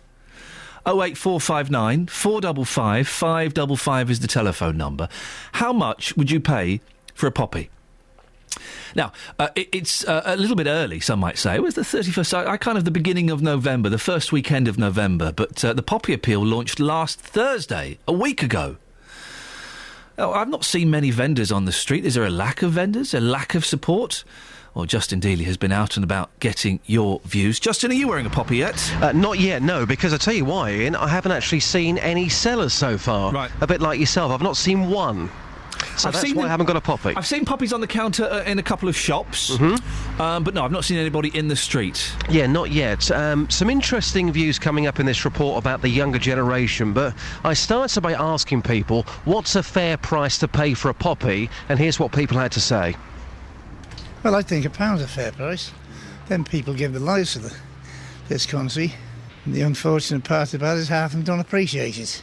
Let's face it, most of them they haven't got a clue what it's all about, anyhow, what poppies are for. When you say most of them, who are you talking about there?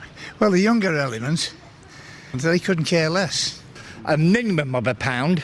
I'm a pensioner. I would like to give more, but a minimum of £1, I would have thought, for every person in this country would be, excluding the children, I would say about £40 million alone. If every adult gave £1, surely they can afford £1.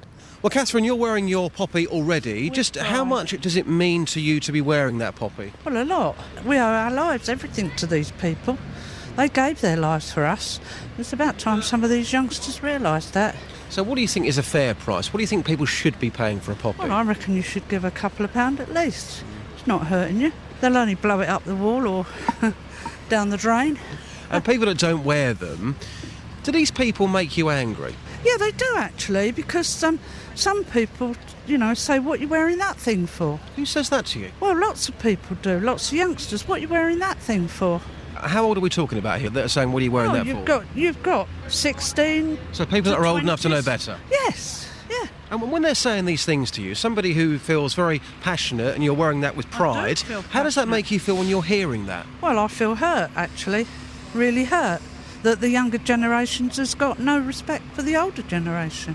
Jeff, what do you think is a fair price to pay for a poppy? You've already got yours. What do you think is a fair price to pay for one? Well, I'd certainly say a nominal £1, really. People haven't got a mental picture of what it was like in those days. It was long before mine, but my father was in the First World War.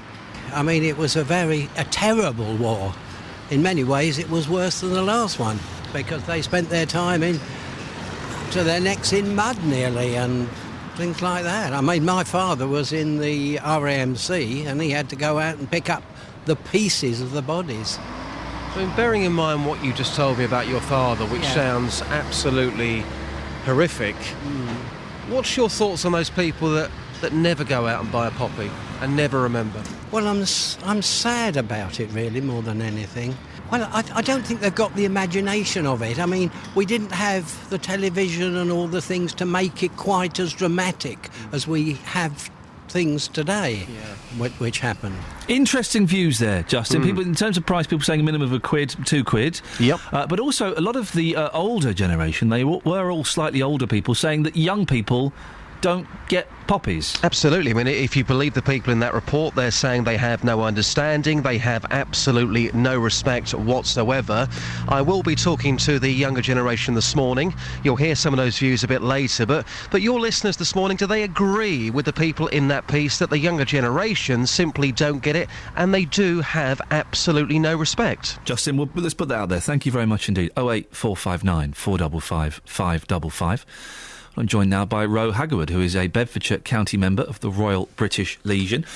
Morning, Ro. What do you think of that? Were those people correct about what they said about the younger generation?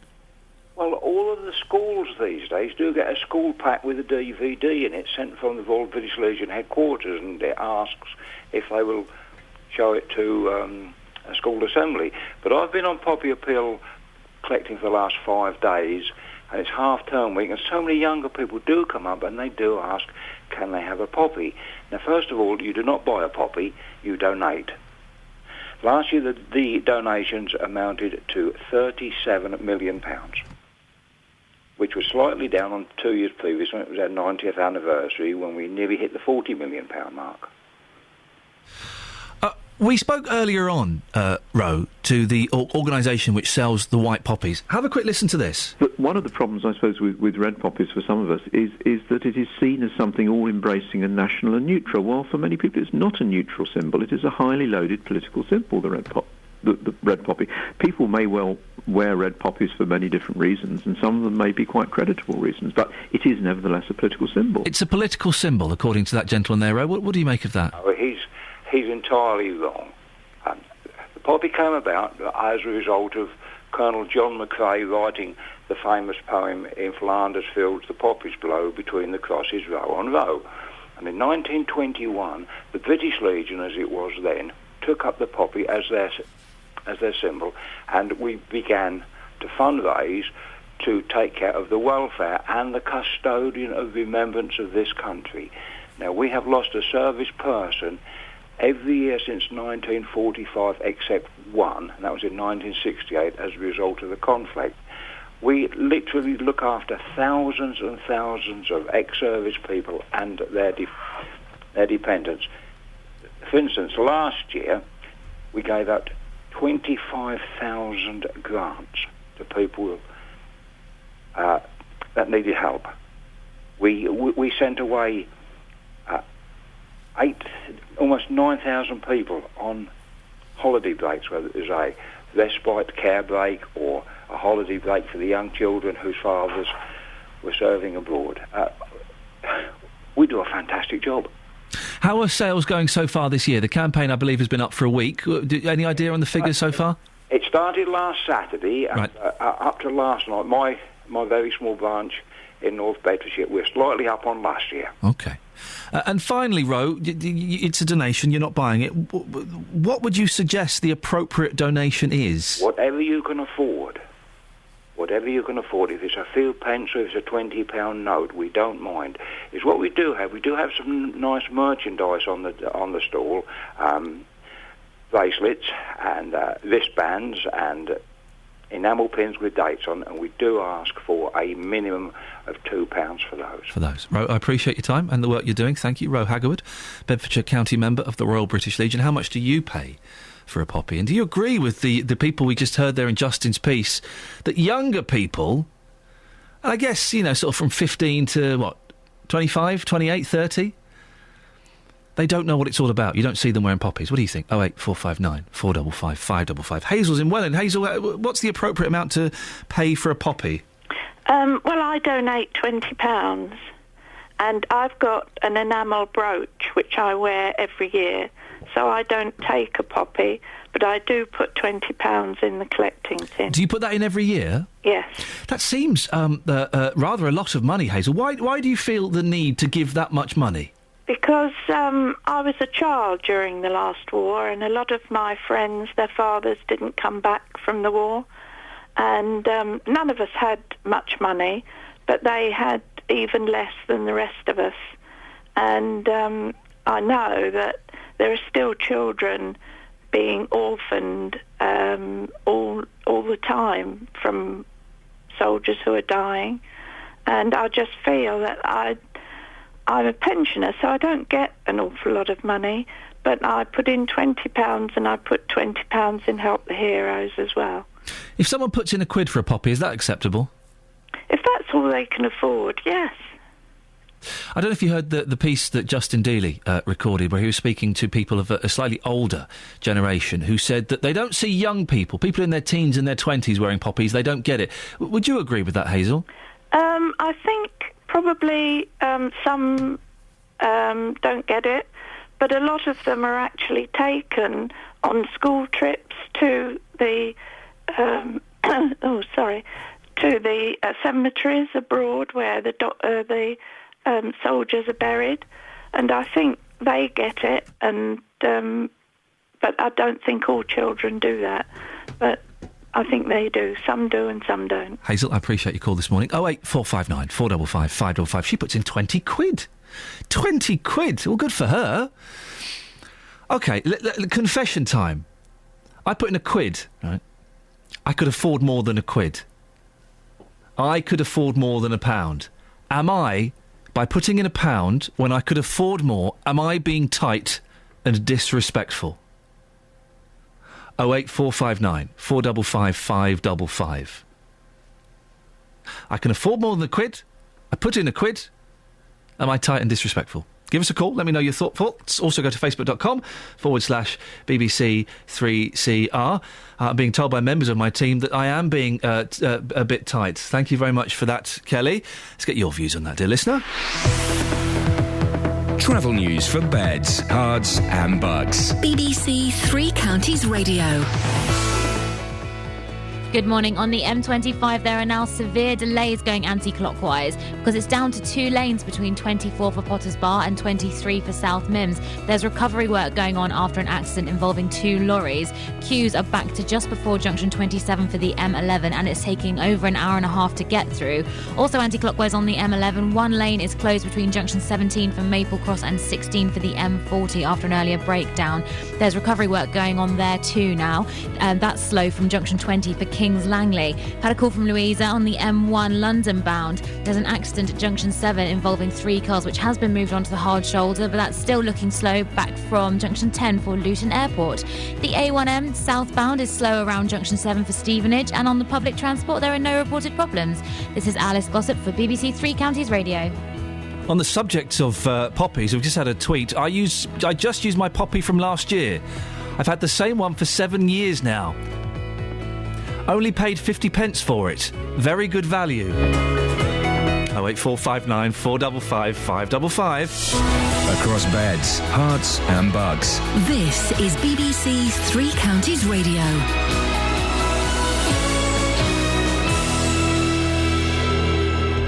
It's 7:30. I'm Barry Caffrey. The headlines. The Conservative MP for Chesham and Amersham, Cheryl Gillen, has told Iain Lee that HS2 is not good value for money and won't bring the benefits to the economy that the government expects. MPs are voting today on whether to give the government permission to spend around £40 billion on the controversial project that would cut through Buckinghamshire. The Energy Secretary, Ed Davey, is to announce details of a proposed new review of competition in the energy sector later today. Ministers are under pressure to intervene following inflation-busting price increases from some of the biggest suppliers.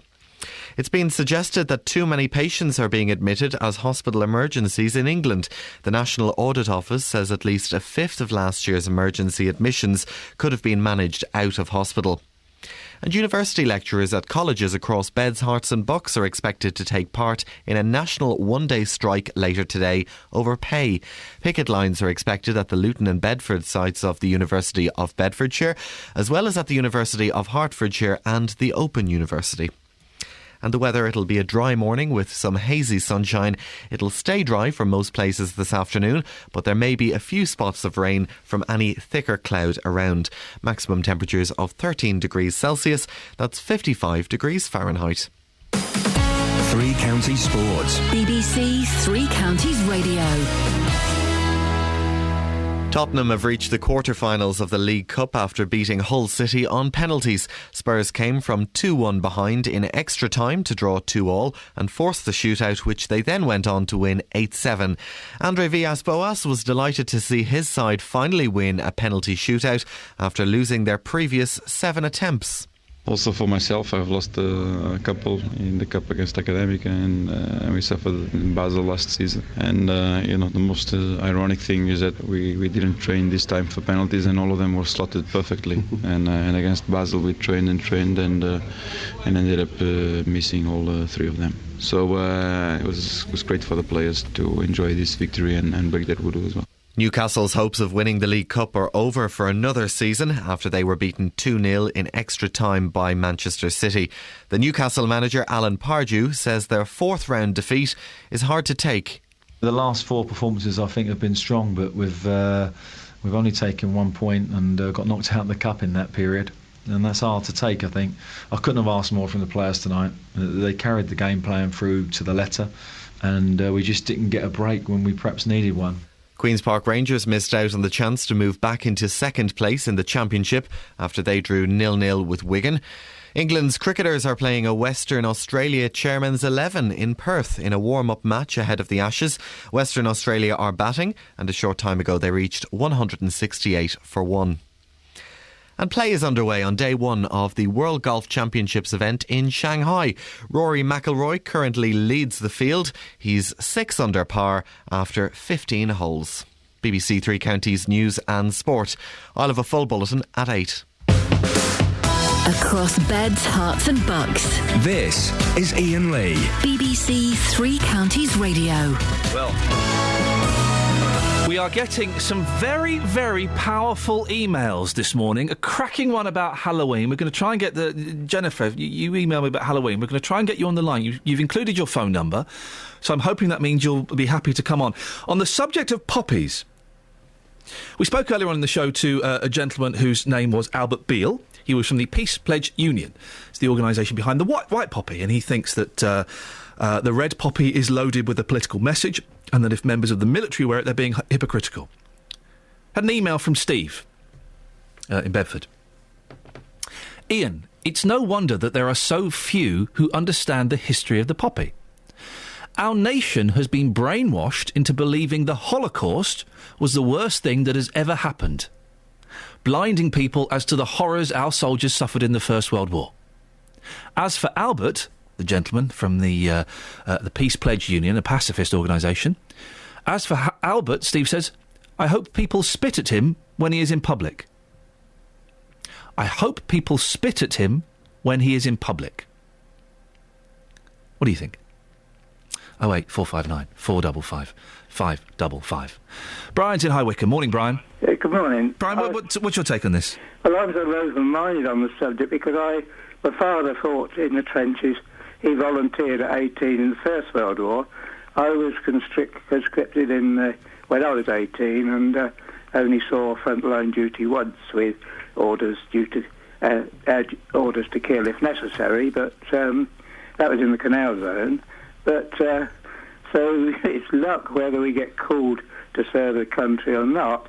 I felt, well, I don't need a poppy to remember these things, but then I turned up a certificate my mother had after the First World War, when I was young, a certificate for selling poppies for many years, and I thought, well, if my mother said, perhaps I should buy a poppy, but I feel it's remembering, that if we're called to serve, then we do our duty. There are some people, Brian, who would suggest that by you not wearing a poppy, A, you're not contributing financially to the families and those still serving, but also you aren't showing the correct respect. What would your reaction be to those criticisms? It doesn't really show that. I mean, like the lady earlier, I can certainly donate without having to show, to say, well, I've donated. But, I can see your point, and I think after listening to more people, I might come down more,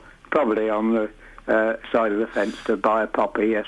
Brian, keep listening, because later in the show we're going to have a colonel coming in who is a very passionate character, I think. He came in last year.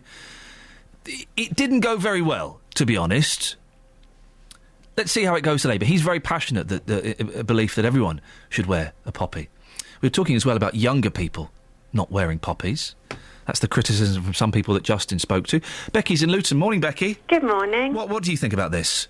Oh, my son will be 17 in December.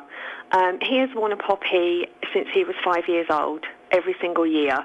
He knows full well why he wears a poppy. It is his choice to wear it. If it's getting close to the day and I haven't got round to getting them, he actually says, "Have you got the poppies yet, Mum?" And for the past 5 years has actually brought his own poppy and puts his own donation in out of his allowance money that he gets. So when you hear the criticism from some of the people that Justin Dealey was speaking to earlier on, that young people they don't see them wearing the poppy, they have no respect, they don't know, the sacrifices that were made. What would you say to those people, Becky? It just makes me so cross. If it's not one thing that young people are being maligned for, it's something else. In my experience, my son and the group of young men and ladies that he goes around with and is social with, they're all very respectful, they're very helpful, they're kind, they're caring, and they all wear poppies. And not just one day a year are they respectful and kind. They open doors for the older... Now you're making this up, Becky. He's 17. It does. Really? Yes. But hang on, I've read the Daily Mail and the Daily Express. Your son is an Alco Pops drinking hoodlum, surely. My son is certainly not anything like that at all, and nor are his friends. What's the going rate for a poppy, Becky? I think it's down to your own personal conscience. Personally, I can afford to put a couple of quid in, so that's what I do. See, I put £1 in, and I'm questioning myself a little bit. I put £1 in, I can afford to put more in. Am I tight and disrespectful? Be honest. If your conscience tells you that £1 is tight and disrespectful, then you should put a little bit more in. Becky, I appreciate that, and well done on bringing up such a good lad. Good work. Chris is in Farley. Morning, Farley Hill. Morning, Chris. Morning. Basically, I'm putting 1 week's pension, £195 in November.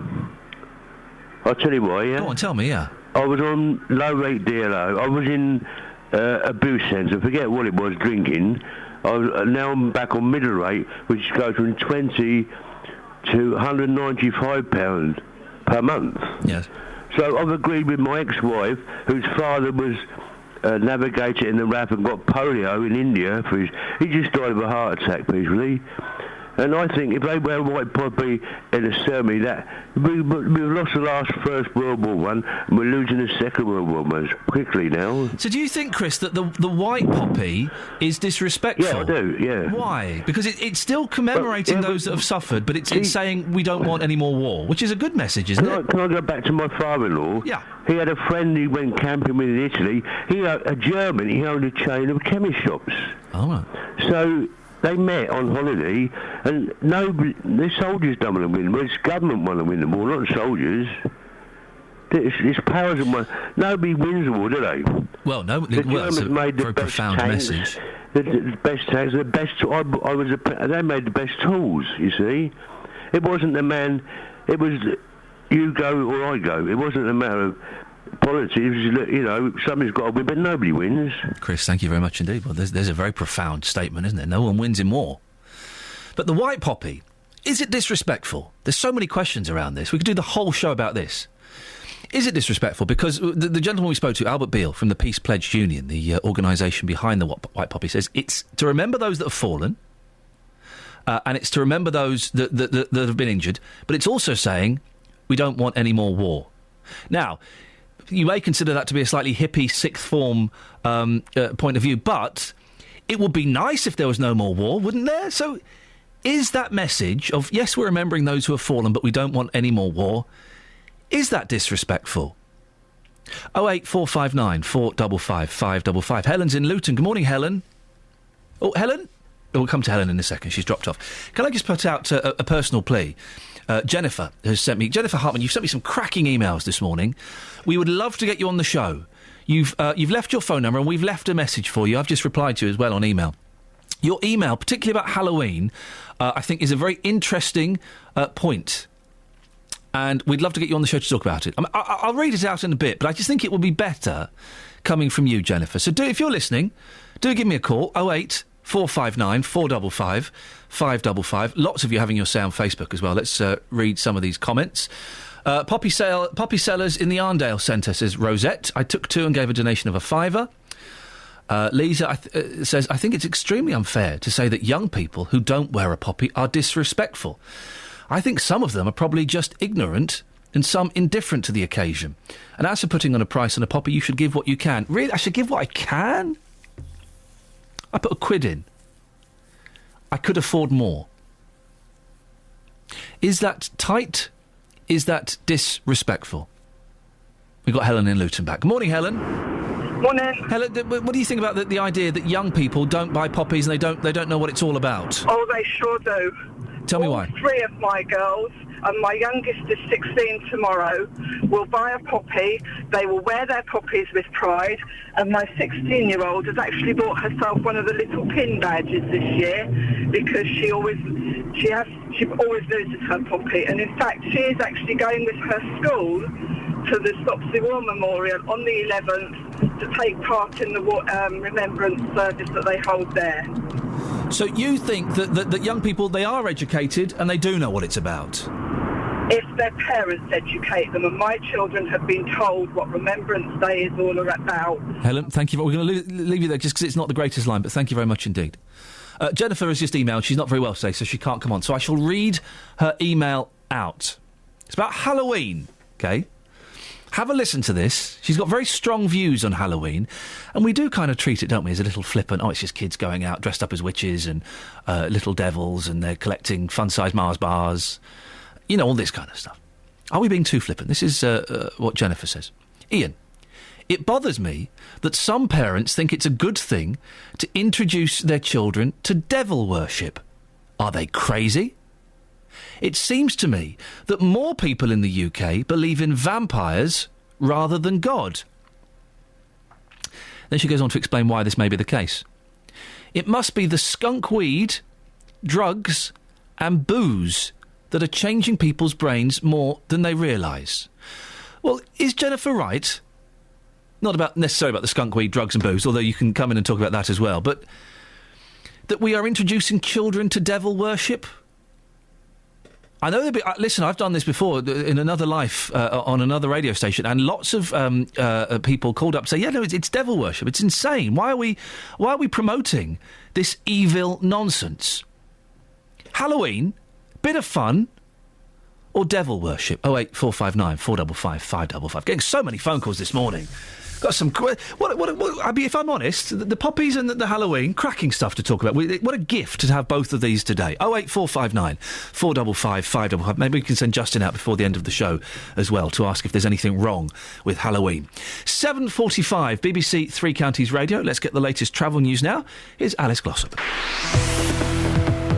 Travel news for beds, cards and bugs. BBC Three Counties Radio. Thanks very much. Those problems on the M25 anti-clockwise are still very severe. It's down to 2 lanes between junction 24 for Potters Bar and 23 for South Mims. There's still recovery work going on there after an earlier accident. Queues are now back to junction 28 for the Brook Street roundabout, and it's taking over an hour and a half to get through. Also anti-clockwise, 1 lane is closed between junction 17 for Maple Cross and 16 for the M40 after an earlier breakdown. Things are slow from junction 20 for Kings Langley. On the M1 London bound, there was an earlier accident involving 3 cars at junction 7. That's now been moved on to the hard shoulder, but things are still looking slow back from junction 10 Luton Airport. The A1M southbound is slow at junction 7 for Stevenage, and Broadhall Way is also slow in both directions between the football ground and the A1M there. On the public transport, there are no reported problems. I'm Alice Glossop, BBC Three Counties Radio. Alice, thank you very much indeed. 7:46. It's Thursday, the 31st of October. I'm Iain Lee. These are your headlines on BBC Three Counties Radio. MPs are voting today on whether to give the government permission to spend about £40 billion on the controversial HS2 project that would cut through Buckinghamshire. David Cameron is to announce plans to crack down on tax evasion by publishing the details of where the profits of UK companies are sent. And in sport, Tottenham and Manchester City have both reached the quarter-finals of the League Cup. you want to give me a call, 08459 455 555. Karen has just sent in an email regarding I pay £1 for poppies. I could afford to pay more. Karen says, I do not think you're tight, Ian. You give what you can afford. I can afford to give more. I support other worthwhile charities, and we also have to financially support our daughter at university. She has limited funds, and we need to make sure she eats too. Give whatever you can, however small. 08459 455 555. Let's get the weather now. Here's Elizabeth Rizzini.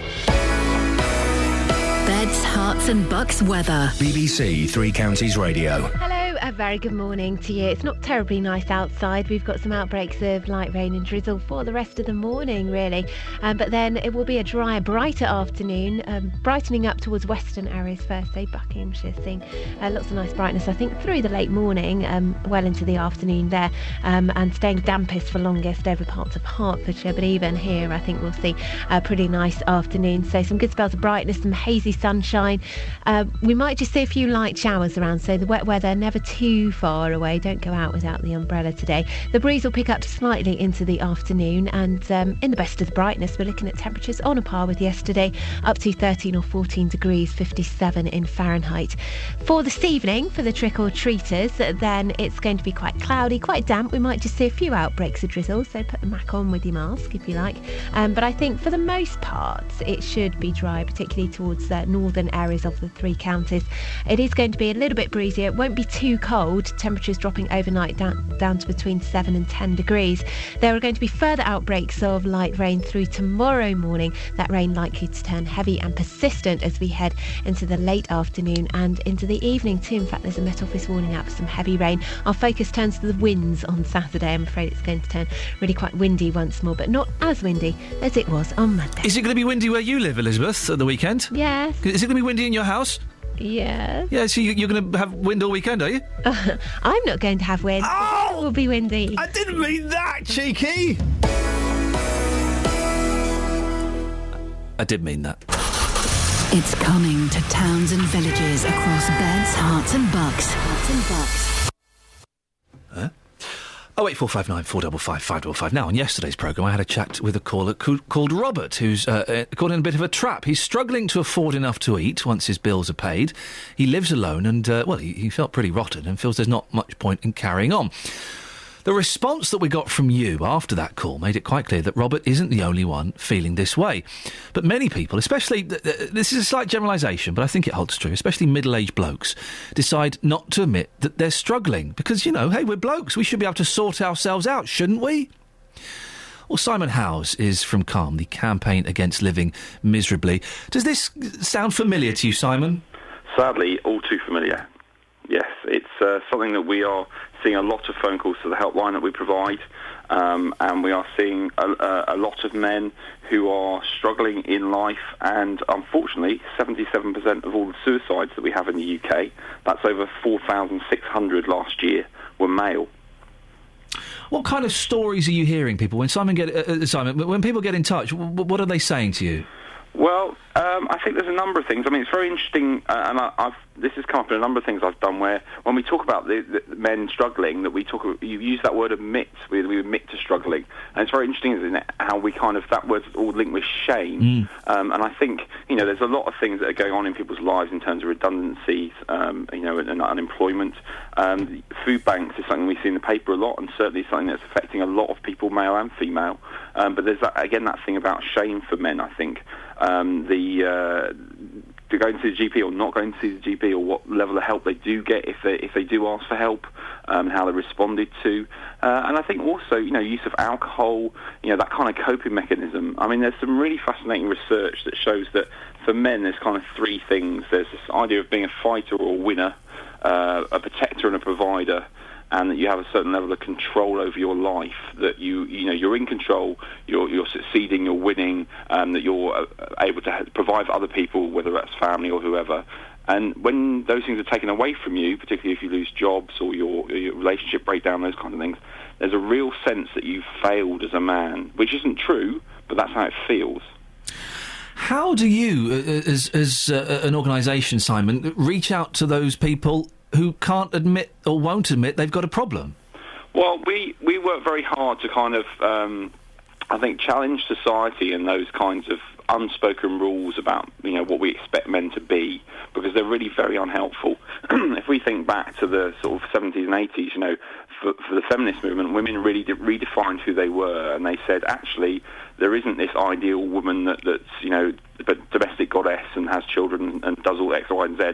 Actually, we can be engineers, we can be architects, we can be mothers, we can be princesses, we can be play rugby, we can do whatever we want, thank you very much. And that kind of stereotype has been broken down a great deal, but for men it's very much to a straitjacket. And so we're challenging society to say, look, you know what, we need to stop giving these messages to men that they have to conform to this ideal. And then we're out and about in the communities where we work, promoting our helpline, our text service and our website. We have posts in kebab shops, in hairdressers, we work with nightclubs, a whole range of things where men are, where they're doing their thing and where they're kind of occupying their space. We're in there as well, talking to them and promoting ourselves. Go and get a pen and paper, dear listener, because we'll give out those details in just a couple of minutes. What practical help can you offer, Simon? Well, we have our helpline is free, confidential, and anonymous, so it is a really ideal option for a guy who wants to kind of get something off their chest, because they don't have to register or log in or kind of give any details over. So they really can just vent and maybe get some space to think things through. And that is a really important point, actually, that, as we know, there's an old joke, isn't there, that girls go to the toilets in twos, and this whole idea that women kind of club together, and often men don't do that. And there's lots of scientific research to show that it's really healthy to have friends that you can speak to and be honest with and meet regularly. And unfortunately, things like all the pubs that have closed in the local community, again, has challenged that, really. So we give men those sorts of spaces, really, to get things off their chest and get ideas of other options and things that are available to them, maybe locally or nationally, that they could turn to. And I think our website is full of other people's stories as well as lots of other things. And I think they're really popular because men actually read that and realise that, crikey, somebody else has been where I've been, and they've come through it. And I think this is the thing, is often there's men all around you that are going through a similar thing, or have come through it out the other side and have, understanding or insight. But because we bottle it up and we don't talk about it, then we all think we're on our own. Yes, the identification is an important thing in something like this. Simon, what are the contact details? If people are listening and thinking, well, maybe I'll have a little chat, how can they get in touch? Yep, they can phone our helpline, which is 0800 585858. That's our national number, and that's open from 5 p.m. till midnight every night of the year. And as I say, it's free, confidential and anonymous. Or they can check out our website and the other details of what we do, which is www.thecalmzone.net. Excellent. Simon, I appreciate you coming on this morning. That's Simon Howes from Calm, the campaign against living miserably.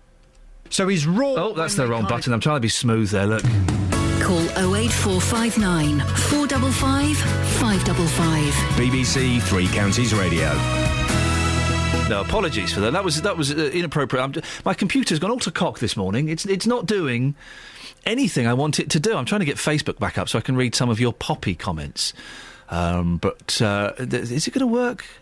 You would think the BBC, listen, the amount of money they've been creaming off the top recently in terms of payouts and things like that, you'd think some of it could come my way and get me a decent computer in the studio. Come on, guys, for goodness sakes. Facebook.com/BBC3CR if you want to have your say. We're asking this morning about poppies. Have you got one? How much do you pay for it? And I pay £1. I can afford more. Am I tight? Am I disrespectful? Anne-Marie says, stop slagging off young people. This was another thing. Justin Dealey spoke to some older people who said perhaps younger people were a little bit disrespectful and didn't know what it was about. I'm 22. I've never met a single person of my age who didn't know what a poppy was or didn't wear one or didn't respect the reasons for wearing it. Even when I was younger, this wasn't true. I would have started wearing one, but I haven't yet seen a poppy seller this year. Older people love to slag off the younger generation, but they forget who it is that teaches us about our history and how we came to be where we are today. There's something. I've got an idea bubbling. I can't quite work out how to do it without sounding like, really naff like Simon Mayo or something.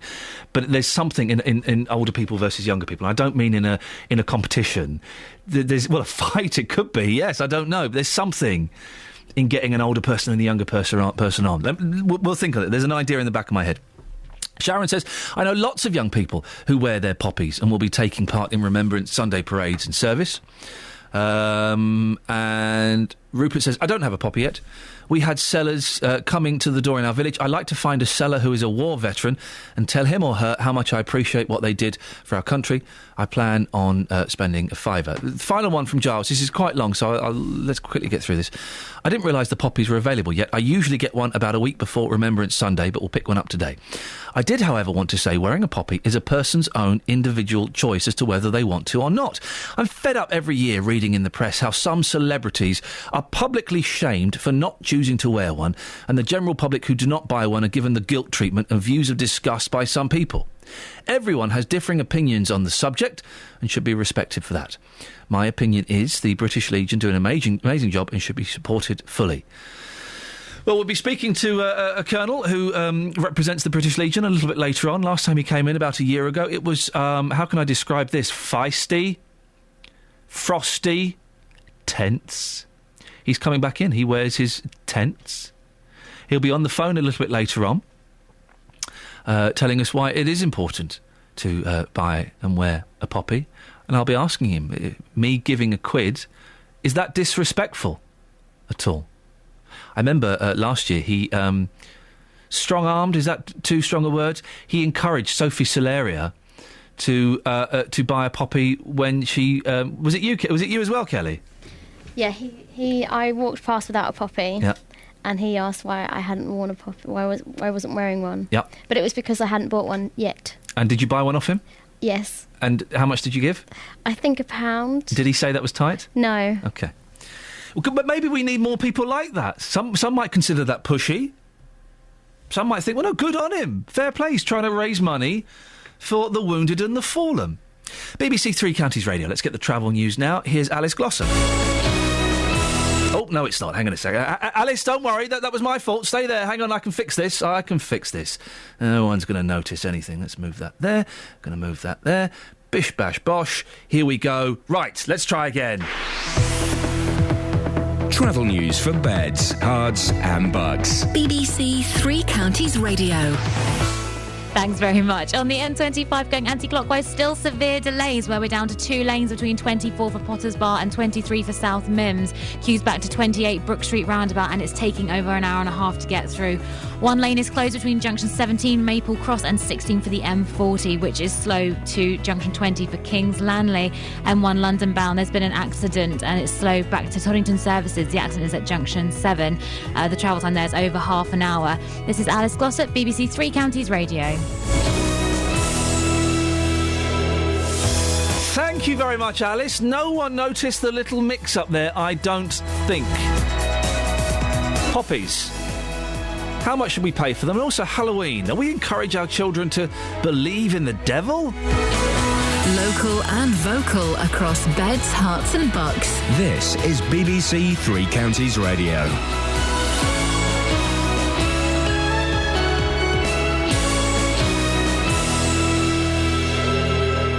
It's 8 o'clock, I'm Barry Caffrey. The headlines: decision to spend more money on high-speed rail through Buckinghamshire to be made, university lecturers to strike over pay, and hospitals admit too many patients as emergencies. BBC Three Counties Radio. MPs will vote today on draft legislation allowing the groundwork to be laid for the controversial High-Speed 2 rail line that would run through parts of Buckinghamshire. The bill is expected to be approved, although some Conservatives are likely to vote against the plans. Cheryl Gillen is the Conservative MP for Chesham and Amersham. She says HS2 won't be worth the expense.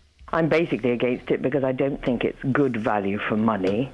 I don't think that it does what the government expects it to do in terms of connectivity. For example, it doesn't go into Heathrow, it doesn't go into the Channel Tunnel rail link, it doesn't even go into some city centres.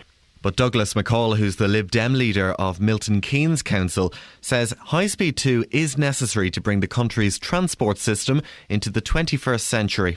We must remember it's not just about passengers, it's about freight. And with East-West Rail due to come online as well, we really do need to improve the rail infrastructure in the UK because, I mean, it's a joke in the UK compared to Europe. University lecturers at colleges across Beds, Hearts and Bucks are expected to take part in a national one-day strike today over pay. This morning, picket lines are expected at both campuses of the University of Hertfordshire, as well as the Luton and Bedford sites of the University of Bedfordshire and the Open University. Buckingham New University in High Wycombe will be targeted later in the day. A mother of 7 from Flitwick has been jailed for benefit fraud after claiming to be a single parent when her partner was living with her. The judge at Luton Crown Court acknowledged that her children would suffer, but said the extent of the fraud meant custody was appropriate. More from Carol Abercrombie. Trudy Harris, who's 38, of St Nicholas Close in Flitwick, was jailed for 18 weeks after receiving £37,000 in income support, housing benefit and council tax benefit, which she wasn't entitled to. The court heard that her partner was living with her and running his bouncy castle business from the home. Hospitals in England are admitting too many patients as emergencies, according to a report by the government spending watchdog. The National Audit Office says at least a fifth of last year's emergency admissions in England could have been managed out of hospital. In sport, Tottenham have reached the quarter-finals of the League Cup after beating Hull City on penalties. Spurs came from 2-1 behind in extra time to draw 2-2 and force the shootout, which they then went on to win 8-7. Meanwhile, Manchester City needed extra time to secure their 2-0 win at Newcastle. And the weather, it'll be a dry morning with some hazy sunshine. It'll stay dry for most places this afternoon, but there may be a few spots of rain from any thicker cloud around. Maximum temperatures of 13 degrees Celsius, that's 55 degrees Fahrenheit. Get the latest news and sport online at bbc.co.uk/3counties. We have a little game here at BBC Three Counties Radio where we all try. I say it's just the breakfast crew. Breakfast crew? I think Hart still use that phrase. We try and scare the flip out of each other, and it's just hiding behind doors, popping out and going boo. This has been going on for some time, and it's got quite nasty. Elaborate, that's the word. Yes, elaborate. To the point where I spent 15 minutes in the pouring rain hiding in the car park this morning to scare Kelly Bates. It was ruined by a ghostly Catherine Boyle peering out of the window. Ruined it. A waste of 15 minutes. Well, I've just come back from the lavatory, being proud of myself because I've started washing my hands after going to the toilet now, only to lose 5 years of my life. Good work, Kelly Betts, good work. But just be warned, your time is coming. Your time is hidden behind a door. Jumped out. Ah! Lots coming up on the show this morning, including another vote on HS2 this afternoon. It's going to be the last one until the new year. Which side of the tracks are you sitting on? The poppy appeal is up and running. Do you buy them? Is there a generational gap? And how much is the right amount to pay for a poppy? And I had an email from Jennifer about Halloween saying it bothers me. Some parents think it's a good thing to introduce their children to devil worship. Are they crazy? It seems to me that more people in the UK believe in vampires rather than God. She goes on to say it must be the skunk weed, drugs and booze that are changing people's brains more than they realise. Well, Halloween, bit of fun or devil worship? Facebook.com. Are you getting in touch with us this morning? Never had so many Facebook emails and phone calls. I'm loving it. Keep it up, please.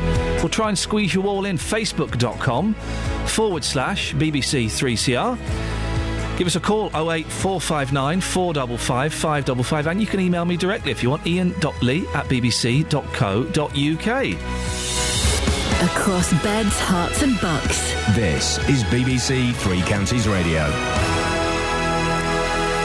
Justin Dealey, our roving reporter, got some cracking interviews earlier on with some older people who, the majority of whom said, well, you don't see youngsters wearing poppies. They have no respect.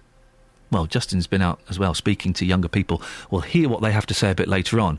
But in the meantime, Pat is in Stevenage. Good morning, Pat. Good morning, Ian. Pat, what would you like to say? Well, I don't know where to start. I want to talk about the poppy appeal. Go on. We still have several days to go, while the appeal is in operation. Stevenage, I don't know where your Justin gets his information from. Does he ever come out of Luton? What time does he go off duty today? I don't know. Why? What would you like from Justin? Tell him to come to Stevenage for a change. OK. He will find the Army cadets, the Air Force cadets, veterans of the Royal Air Force, and other, organisations within the forces. Stevenage is thriving with its poppy appeal this year. And lots of young people wearing them. Well, yes, it's half term, and I wish you'd been stood with me outside Costa Coffee yesterday. Oh, no.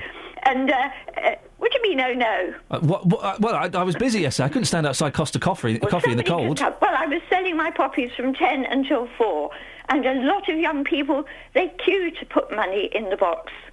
How many poppies did you sell, Pat? Well, I came home with my poppy tin too heavy to handle. Good for you. What's the going rate for a poppy? I put £1 in. Is that fair? They give you a list. You don't buy it, you donate. Yes. So, OK, you put your £1 in. You probably lose that the next day, so you'll come and donate for another one. Oh. But let me just say, people do pass you by, but it doesn't make me feel sad in any way. I'm a volunteer. 28 years I've been selling poppies in this town in memory of my mother, who died in 86, and she was a poppy lady. So you don't think any less of those that decide not to wear the poppy, or indeed wear the white poppy? No, the white poppy, I understand, is a poppy, to commemorate peace. Yes. And you haven't mentioned a blue poppy. Oh, I've not seen a blue poppy. What's that? It's a sweet lavender blue colour, and I bought mine in Eastbourne, many years ago, and that is a collection for animals who were in the wars. Of course, now people take their dogs,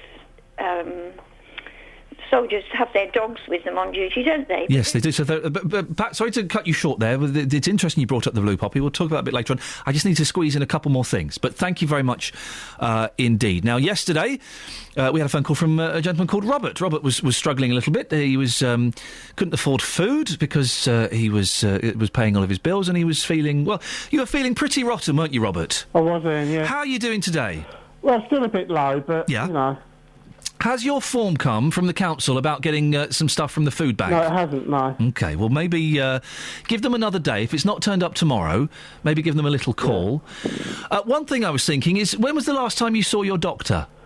About 4 months ago. Oh, Robert, go and see it. Would you be up for making another appointment and going having a chat? I'm going to go see the doctor anyway. Good. And do you feel that you can talk openly and honestly with your doctor about how you're feeling? Sometimes, but sometimes they just want to rush you in and out, you know what I mean? Yeah, I do know exactly what you mean. I suggest, Robert, and this is just a suggestion, you haven't got to do this if you don't want, I suggest that this morning you phone up, make an appointment with the doctor, and when you go, and I know it can be tough sometimes, it can be a little bit intimidating, but go and say, do you know what, doctor, and tell him how you're feeling. Tell him what you told me. And if I remember correctly yesterday, you said that sometimes when you get really low and lonely, you sometimes wonder what the point of carrying on is, don't you? Yeah, it is. Yeah, it makes me feel like that. You know? Yeah. Would you do me a favour? I would. Mention that to the doctor. I will. Because honestly, I think once he hears that, I think if he's any good, and I'm sure your doctor's great, if he's any good, he'll certainly listen and maybe be able to come up with a couple of things that you can try and that you can do. Yeah. But see, I can't see who can I turn to for more help. This is what I need, more help. Yeah. What kind of help do you think you need? I need, someone to come and see me, or I go and see them, or to help me. You want a bit of company? Yeah. Okay. Right. But see, what I want to do, is there any organisations I can turn to for help, or? Okay. Well, what I suggest. And we can put this out there. If there are any organisations for a 52-year-old bloke who's feeling lonely, do send me an email, ian.lee@bbc.co.uk. In Bedford, Bedfordshire. Sorry. What I suggest, Robert, do give the Samaritans a call. It's not all about people wanting to jump off car parks and stuff like that. They're actually just good to talk to, and you can talk to them about anything. Yeah. Give them a call. Speak to your doctor, and also have a word with your brother. I spoke to my brother last night, and he said they've got their own families, Oh. But I see their point.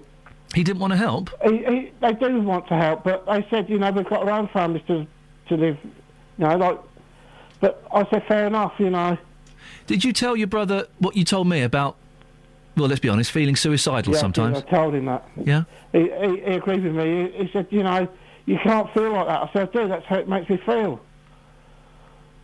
But other people don't understand what you go through. Yeah, of course they don't. listen, speak to your doctor, Robert. Speak to the Samaritans, and if we get any suggestions, there'll be groups around you, and I'm sure your doctor will know some groups that you could possibly go to speak to some people. Okay, thanks, Ian. Robert, listen, I'm going to give you a call off air next week. Is that all right? All right, Ian. Let's say maybe Tuesday or Wednesday. I'll give you a call off air just to see if you're all right. Well, thanks, Ian. Robert, thank you very much indeed. It's a pleasure. Well, there you go. It's tough, isn't it? Absolutely tough. Listen, we've got... we're talking about the HS2 high-speed railway. We're a little bit late, but I think we can overrun with this a little bit, as it's quite interesting. The high-speed railway from London to the north is being debated in the Commons today. Well, our political reporter, Paul Scoynes, has gone to the Chilterns this morning.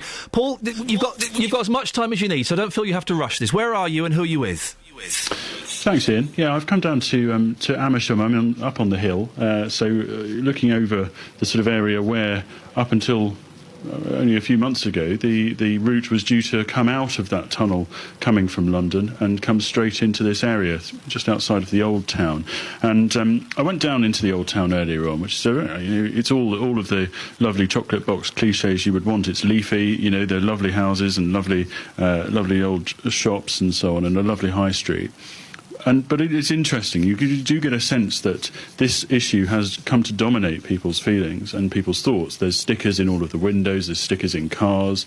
There's sort of train with a big red circle with a red line through the middle of it saying "Stop HS2," which everyone seems to be demonstrating on their vehicles. It really has galvanised the community here. I've come up the hill though, and this is an area which isn't necessarily going to be so directly affected now. But I'm talking to Kevin Soden, who's from the HS2 Amersham Action Group. Now, Kevin, just explain the sense of feeling around this area where we are against the train line. It's very, very strong indeed. I think the real reason it's continued and grown in strength is because the more people have got to know about how HS2 really came into being. It was launched as a political decision. The more that we've got to know about it, the more that we realise it's just not necessary. And because of that, and together with the fact that so many people's homes are going to be blighted, people feel incredibly strongly about it. And we're not just fighting for Amersham, we're fighting for the 500,000, the 500,000 homes that are going to be directly affected by this line if it ever goes ahead. Today there's the paving bill. It's about money, really. It's about releasing funds. Is it a significant step? Oh, it's definitely about money. In fact, it shouldn't be called the paving bill. It should be called the blank cheque bill. The essence of this is that, again, the government, in the guise of HS2 Limited, its wholly owned subsidiary, have vastly overspent. They've already spent £800 million. In other words, just under £1 billion. And they haven't even put a spade in the ground. And that's purely going on consultants and planning and straightforward thinking about how they're going to solve the problems that HS2 will undoubtedly bring. What this paving bill does is basically give them a blank cheque, totally uncontrolled expenditure for the rest of this Parliament, and it's expected that they'll spend £1 billion. Just on this bill alone? Just on this bill alone. Do you not see the benefits that are talked about? We heard earlier this week from the government, from HS2 Limited, about the impact that it's going to have on some of the other areas around the country. There's talk of potentially £15 billion a year in net benefits to the UK. Does that have any sort of sense of being an acceptable argument here? Well, it would be good if that was true, wouldn't it?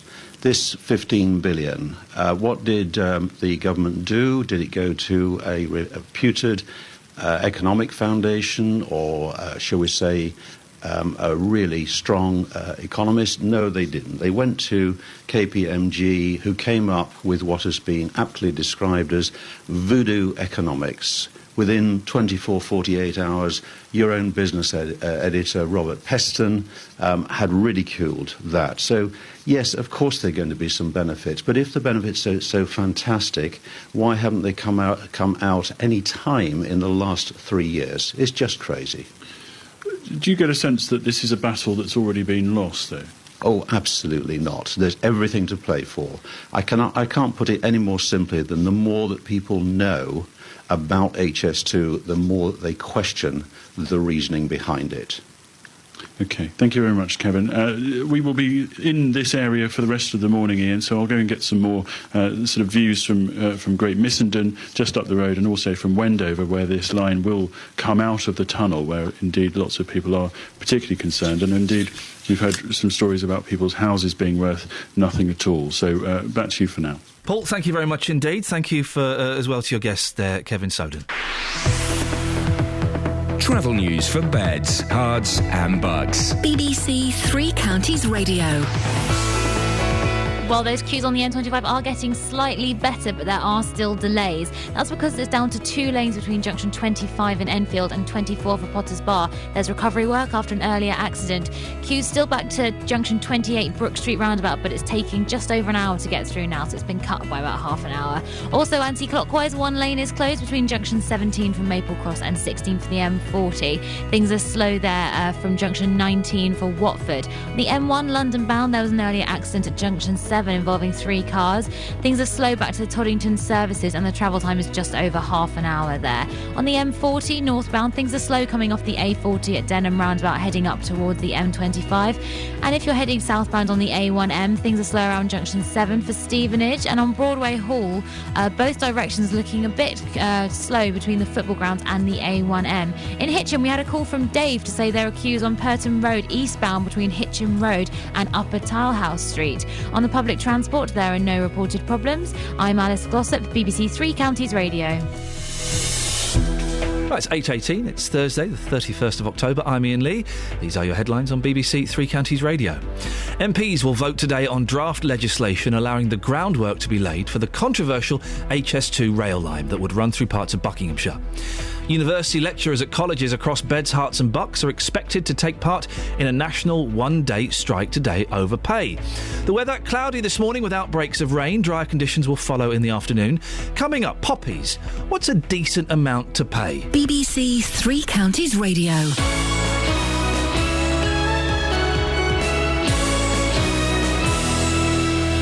Calling all heroes for BBC Children in Need.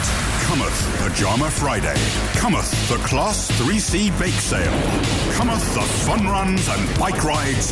Cometh the dance-a-thons, the hula hoop-a-thons, and any other silly-a-thons. Cometh the hour. Cometh the heroes. Be a hero! Be a hero for BBC Children in Need. Be a hero for BBC Children in Need and get your free fundraising pack now at bbc.co.uk/Pudsey. Be a hero! Be a hero for BBC Children in Need! I've actually got... Oh, sorry, hang on. I've actually got quite a good voice, haven't I? Haven't you? You have. You're not bad either. That was lovely. Ah, well, I've got a very fine singing voice. Just thinking maybe we could start a singing group, play the cabarets, call ourselves Mirror Image. Oh. Or Taboo. Oh, I quite like that. Cocktail. Do you reckon we go down well? If we call Cocktail, we probably would. Now, busy show. I've got Justin coming up in a second. You know what he's like. So what have you got? What have you got on your show this morning? Well, it's interesting you mentioned Justin because on this morning's Big Phone-In, I'm going to be asking, should you be ashamed of yourself if you don't wear a poppy? Justin Dealey has been out onto the streets of Bedfordshire to see how many people are wearing the red poppy. Many of the older people he spoke to were angry that the younger generation just don't understand what the poppy stands for and don't donate money to the Royal British Legion. However, when Justin spoke to younger people, and you'll hear this in just a second, he found that perhaps some of those older people have got it a bit wrong. Outside Beds, Herts and Bucks, one Methodist priest has hit the headlines for refusing to wear the red poppy. She says it promotes the idea of war. But critics argue she's totally misunderstood the point of the poppy and she should be ashamed of herself. Well, this morning from 9 on the Big Phone-In, should you be ashamed of yourself if you don't wear a poppy? Call me 08459 455 555. I'll take your calls from 9. Call 08459 455 555. BBC Three Counties Radio.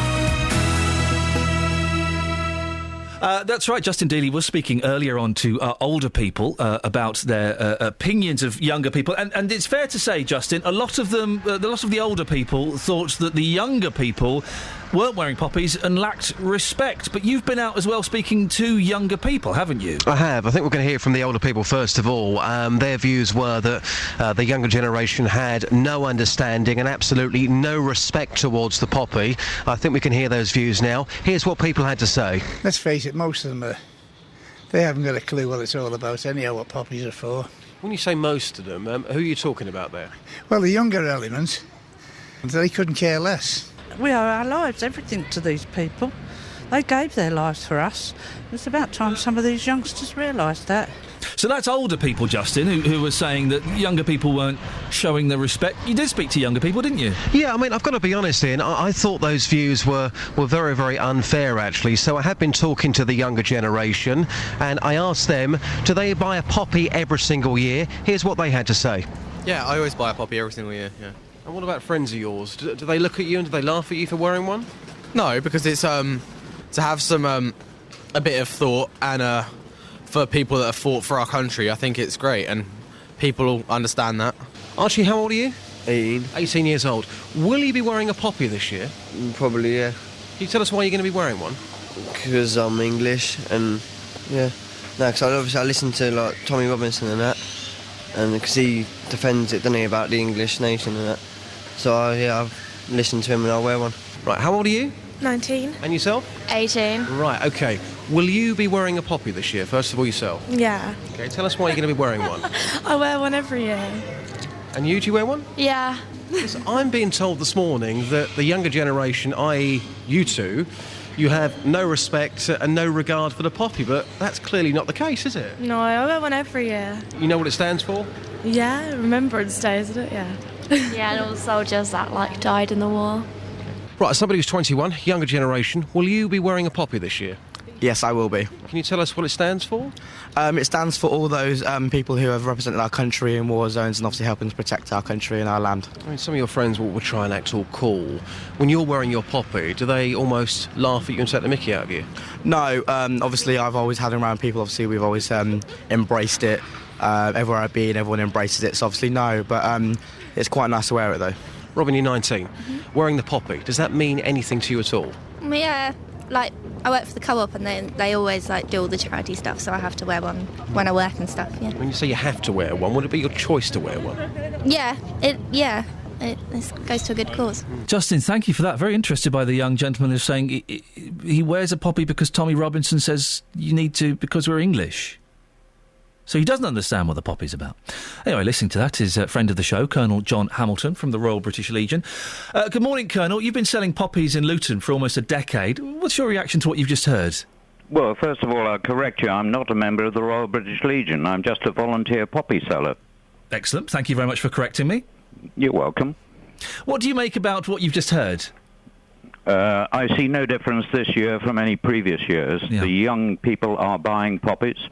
Of course, the attitude of the younger people depends very much on the attitudes of their parents and also what they're taught in schools. And some schools are very supportive towards the poppy appeal and some are definitely not. We heard there one young gentleman who buys a poppy because Tommy Robinson, former leader of the English Defence League, says we need to buy them because we're English. That's not what it's about, is it? Well, why do you wear the poppy? Do you wear the poppy? Yes, I do wear the poppy. Well, you wear it for remembrance and in gratitude towards those who risked life and limb for our security, don't you? Well, I'm asking you what your opinion was of that gentleman who says that he wears it because Tommy Robinson has told him to wear it because he's English.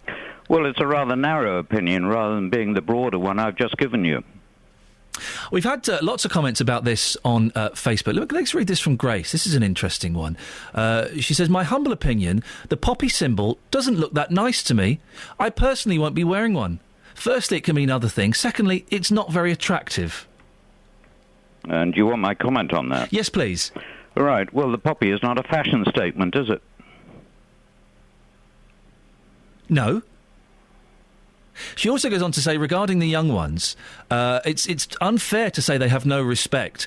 I mean, if they had no respect, they probably wouldn't spend hours playing Call of Duty and Halo, their war video games. So the passion is there. Is that a good way of expressing passion? No, not really. You're talking about video games. Yes. Totally different concept. Mm-hmm. What about the white poppy, Colonel? We spoke to a gentleman earlier on who works for the organisation that supply the white poppy. He says that the white poppy, basically, it's still remembering those who have fallen and those who have served, but it's also saying, look, we don't want any more war. That's quite a nice message, isn't it? Oh, it's a lovely message. Everyone doesn't want any more war. Everyone wants peace. You don't need to wear a white poppy to say that. He claimed that the red poppy was perhaps a political message, and that those who were serving in the military that wore a red poppy were being hypocritical. Really? Well, that's total rubbish. The poppy is a memory of Flanders. And the poppy grew in Flanders among the carnage and the mud of the First World War, where a generation was slaughtered. And the colours are very carefully chosen for the poppy. They are green for the leaf for the fields of Flanders, red for the blood that was shed, and the black centre is for the grief. The white poppy is the symbol white, has been in our society regarded as cowardice. The first white poppies were sold in 1933, and they were issued as a challenge to a continuing drive to war. The funny thing is that the person driving for war was Hitler, and the appeaser was Chamberlain, so it doesn't make sense. And finally, Colonel, what is the suggested donation for buying when people buy a poppy? Well, most old-age pensioners will give me £1. And old-age pensioners, you have to remember, have less disposable income than a lot of people on benefits. If you think about £1 as a donation, it represents twopence a week over the year. £10 represents 20 pence a week over the year. It's not a lot of money to show gratitude and remembrance for the sacrifices made by our armed forces and the freedom that everyone has. The choice to wear the poppy or not is provided by the armed forces. And I think people should remember that and say thank you and wear the poppy and make a proper donation. You say a proper donation. I generally give £1 for my poppy. I can afford to pay more, but I'm also supporting other charities. £1 in my head seems fair. Is that being tight and disrespectful? No, I'm not saying that at all. But the average family this year, I understand, is spending £13 on Halloween. And your point is? The point is people have different priorities, and maybe some of the values we have in our society are wrong, that our society has become more secular and selfish. But one of the, of course, the outcomes of particularly the Second World War is that people have the freedom to do that. Indeed. They have the freedom of choice. And they have the freedom to wear the poppy and make a donation or not. And that freedom was provided by the armed forces. So a small thank you, I think, is appropriate. Final question, Colonel, I do appreciate your time this morning. If we don't wear a poppy, if people are listening to this don't wear a poppy, should they be ashamed of themselves? No. They have a choice. And you respect that choice? Of course. Colonel, whereabouts will you be selling your poppies this year? Well, as you know, I no longer sell in the Arndale because they wanted to charge the Royal British Legion money for parking. Yes, they changed their minds, didn't they, after several years? Yes, well, it was a new manager, Mark Broadhead. Now I sell poppies at Asda at Wigmore Lane, so my message to the people of Luton is, come to Asda, buy your cheap petrol, and come and see me and buy a poppy. Colonel, I appreciate you coming on this morning. Thank you very much for your time. You're very welcome. Thank you very much indeed. That's Colonel John Hamilton, a volunteer poppy seller. Travel news for beds, cards and bugs. BBC Three Counties Radio. On the M1 heading northbound, the road is blocked between junction 9 for Redbourne and 10 for Luton after an accident. All of the traffic has been stopped, so queues are building. There are emergency services attending. Thanks to Vanessa, Jamie, Pat and David for calling that in. On the M1 London bound, those problems have now cleared. On the M25, however, the problems still continue anti-clockwise. There are those severe delays where it's down to 2 lanes between junction 25 for Enfield and 24 for Potters Bar. There's recovery work going on. Queues are back to junction 28 for Brook Street roundabout, and it's taking just over an hour to get through. Also anti-clockwise, there's one lane closed between junction 17 for Maple Cross and 16 for the M40. It's after an earlier breakdown. Things are slow from junction 19 for Watford there. Joining the M25 from the A40, that's what making things slow on the M40 northbound coming off the Denham roundabout. In Hitchin, Dave called in because there are queues on Pearton Road, eastbound between Hitchin Road and Upper Tilehouse Street. On the public transport, London Midland has a bus replacement service running between St Albans Abbey and Watford Junction after the storm on Monday affecting the overhead lines. This is Alice Glossop, BBC Three Counties Radio. Across beds, hearts and bugs. This is BBC Three Counties Radio.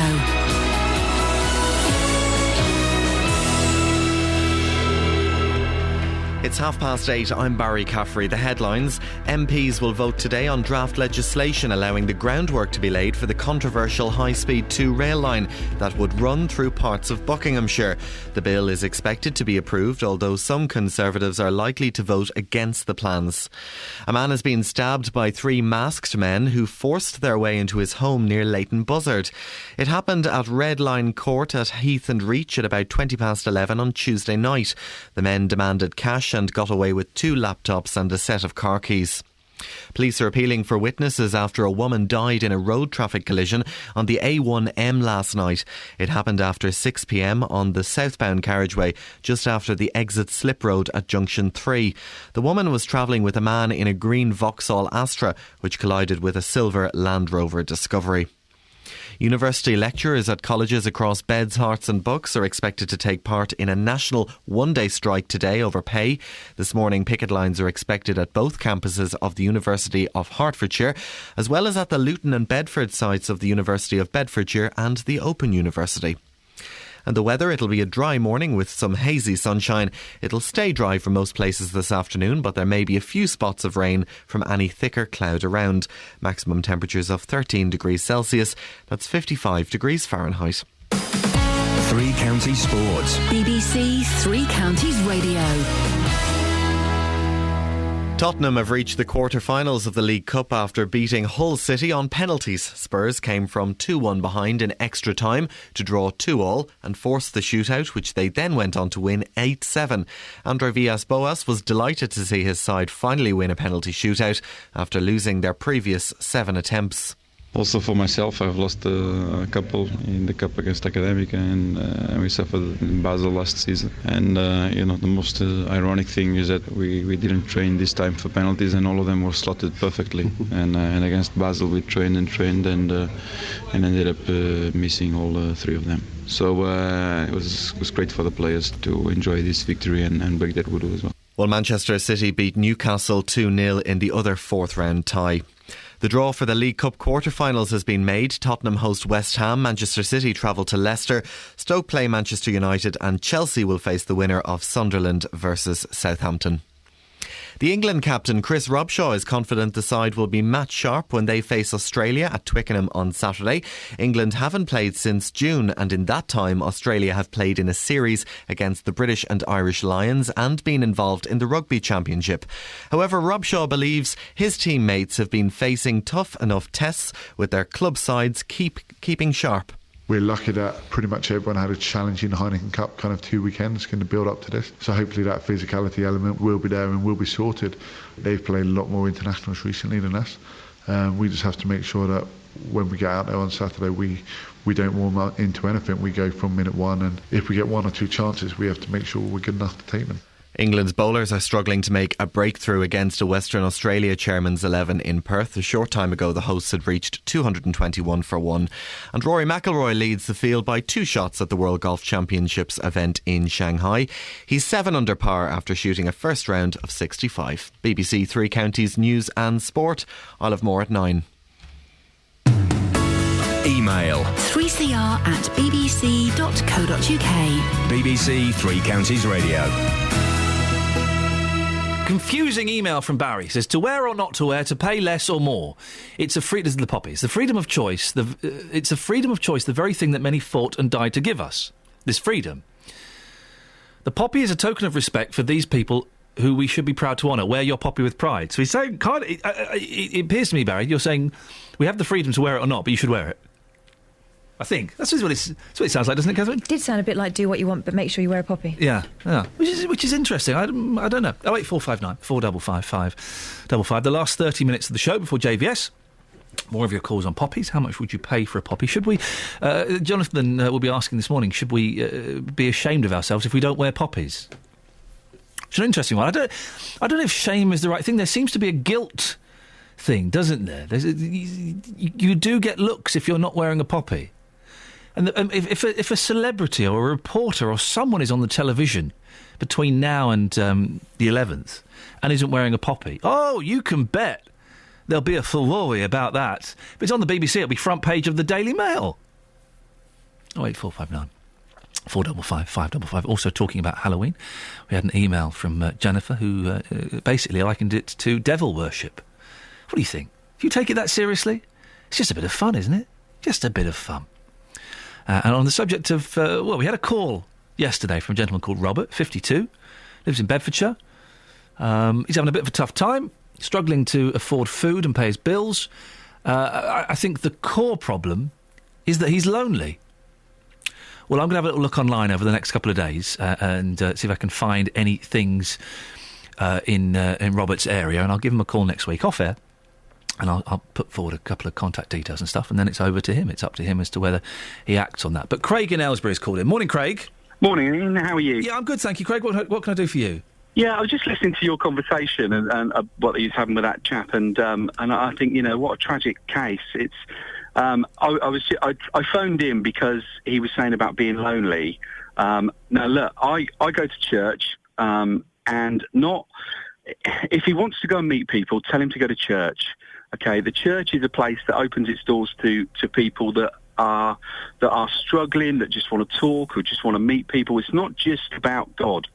Okay, you have to belong to somewhere before you believe. That's the most thing anyway. But if he goes along to church, there are people there that will gather around him, and that if he explains his situation, there are things that can be put in place by the church. Churches now have a lot of connections with people like social services, and they get referred to us and things like that now. So, it's a good place to start. They do, a lot of churches do food banks.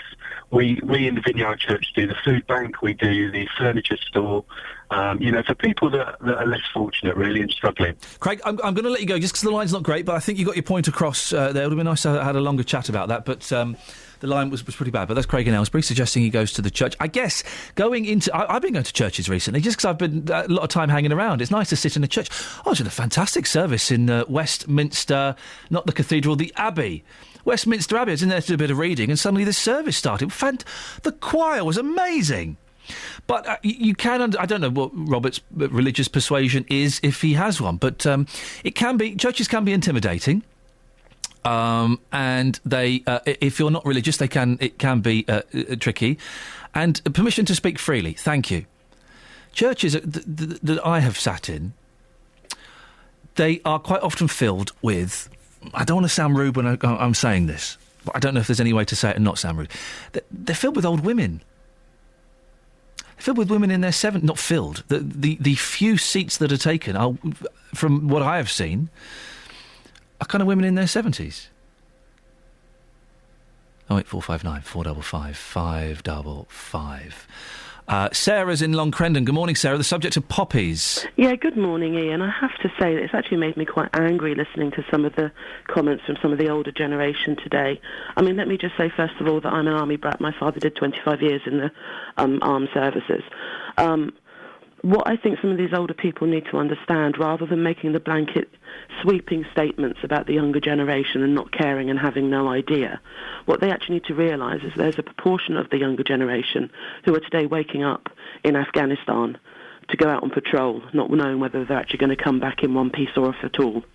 So it's not just about the Great War, the Second World War, it's about the Falklands, it's about Northern Ireland, it's about Iraq. The money raised today for poppies will help young men and young women who are coming back from places like Afghanistan. Jonathan Vernon-Smith, after 9, is asking a very interesting question. Should people feel ashamed if they don't wear the poppy? I would never say that, no, because If I did that, then that would make me, if I was to say that people were to be ashamed of not doing something, that would make me as bad as people making sweeping statements about a generation of people. My choice is that I wear a poppy. My family's choice is that we wear poppies. But if people don't want to wear them for whatever reason, then that's their choice. But please don't slate a whole generation when there's a number of them who are not going to be coming home. Sarah, thank you very much indeed. 08459 455 555. We had an email from Jennifer. I think this bears reading out again. About Halloween. Ian, it bothers me that some parents think it's a good thing to introduce their children to devil worship. Are they crazy? It seems to me that more people in the UK believe in vampires rather than God. It must be the skunk weed, the drugs and the booze that are changing people's brains more than they realise. Well, Halloween, is it devil worship? My eldest son dressed up as a witch at the weekend. Eventually, I managed to get him in the flipping outfit. He's got a witch's broom, pointy hat, little cloak. He is enjoying cutting. Probably this very moment, he'll be cutting out pumpkins with his mum. And we did a little bit of trick-or-treating. It was kind of staged. He was at a Halloween party, and the person who was organising the party had arranged for the next-door neighbour to have some sweeties. So a group of 3-4-year-olds trooped round, trick-or-treat. And my boy didn't want to do it.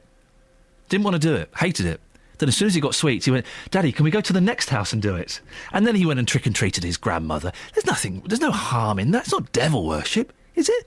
Surely it's not devil worship, is it? It's just a bit of harmless fun. I wouldn't call it devil worship, but when they go from door to door, I call it begging. They're begging for sweets, and I don't believe in that, I'm afraid. Until I moved where I am now, we never, ever even thought about Halloween. I didn't do it as a child. My children didn't do it. And it wasn't until I moved where I am now that it happened, all of a sudden, children were knocking on the door. It's a bit of fun, though, isn't it, for them? No, if they want to have their parties at home, then fair enough. But please don't go knocking on other people's doors begging for sweets. Shirley, you killjoy. No, I'm not a killjoy. I'm a pensioner. I can't afford to be buying sweets for other people's children. Well, then don't open... I'm sorry. Don't open the door then when they knock. I don't. Well, I have a police notice on my door. No trick or treat. Oh, no. I do, the same as a lot of other people do as well. Those poor children. I've seen lots of them on people's windows and doors. Oh, those poor children. They're experimenting... Those poor children, Ian, have probably got a lot more money than I have. But you don't have to... Listen, just don't open the door. You don't have to have a sign up saying no trick-or-treaters. No, I just... That's what I think, and that is my view. Are you jealous of them? No, not at all. Why would I be jealous of them? Well, because you didn't have the wonderful gift of trick-or-treating when you were a child. No. This has all come from America. It's so commercialised, Ian. It's all come from America. And sometimes... We never even heard of Halloween when I was a child. We never even heard of it. Well, but so America has good ideas sometimes, and this is a great one, getting children to interact with the community, speak to their neighbours. How many people speak to their neighbours these days? Well, it depends how much you go out, or... Well, young people don't speak to their neighbours. You get to meet all of the young people that live in your area. I know some of the children that live in my area. The joy on the faces, Shirley, when I open the door and there's a little ghost and there's a little skeleton and there's a witch and they say trick or treat and I go, oh, you scared me. Oh, I better give you a treat. Luckily, I have this big bag full of sweeties. Why don't you put your hands in and see what you can grab? Oh, it's joyous. Ian, you can afford it. I can't, I'm afraid. I'm sorry, I can't afford to be doing it. It's as simple as that. But I'm going off of the Halloween subject. I bought my poppy yesterday. And how much did you give? I put £1 in the box because that was all I could afford. Well, Shirley, good for you. I appreciate your call this morning. Thank you very much indeed. Is Shirley being a little mean? A sign up saying no trick-or-treaters? You just don't open the door if you don't want to, do you? I love it. Kids, we have a little pumpkin in the window. We moved to a new place. I don't quite know if it's going to work there or not. But we have a pumpkin in the window with the face cut out, a candle in it. That's like having a red light, isn't it? In Soho, it's saying, yes, you're welcome. They knock on the door. Oh, my goodness, there's a skeleton! Well, luckily, Mr. Skellington, I've got some sweeties. It's a bit of fun, isn't it? I wish that I'd had it when I was a kid. 08459 455 555. BBC Three Counties Radio. Here's the travel now with Alice. Travel news for beds, cards and bugs. BBC Three Counties Radio. Thanks very much. The M1 northbound is still blocked between junction 9 for Redbourne and 10 for Luton after an accident. Traffic's been stopped, so the queues are building there. The emergency services are attending. We had a call from Vanessa, Jamie, Pat and David about that, so thank you. We've also had a call from Martin about the M1 London bound. That's slow between junction 12 for Flitwick and 11 for Dunstable Road. The M25 anti-clockwise still delays, where it's down to 2 lanes between junction 25 for Enfield and 24 for Potters Bar. Queues still back to 28 for Brook Street roundabout, and it's taking just over an hour and a half to get through.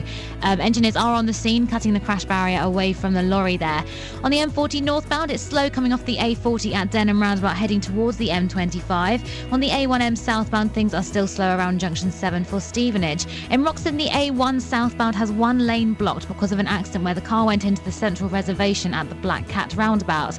On the public transport, London Midland is running a replacement bus service between St Albans Abbey and Watford Junction because of damage to the overhead line after the storm. This is Alice Glossop, BBC Three Counties Radio. Thank you, Alice. A lot to get through in the last 15 minutes of the show, including Justin Dealey. And lots of your calls. The phones have been so busy today. Thank you very much. In the meantime, it's 8:47. It's Thursday, the 31st of October. I'm Iain Lee. These are your headlines on BBC Three Counties Radio. MPs will vote today on draft legislation allowing the groundwork to be laid for the controversial HS2 rail line that would run through parts of Buckinghamshire. Police are appealing for witnesses after a woman died in a road traffic collision on the A1M last night. Her green Vauxhall Astra collided with a silver Land Rover Discovery just after junction 3.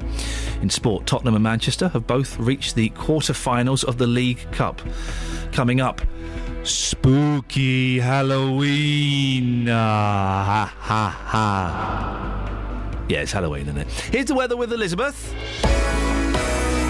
Beds, Hearts and Bucks weather. BBC Three Counties Radio.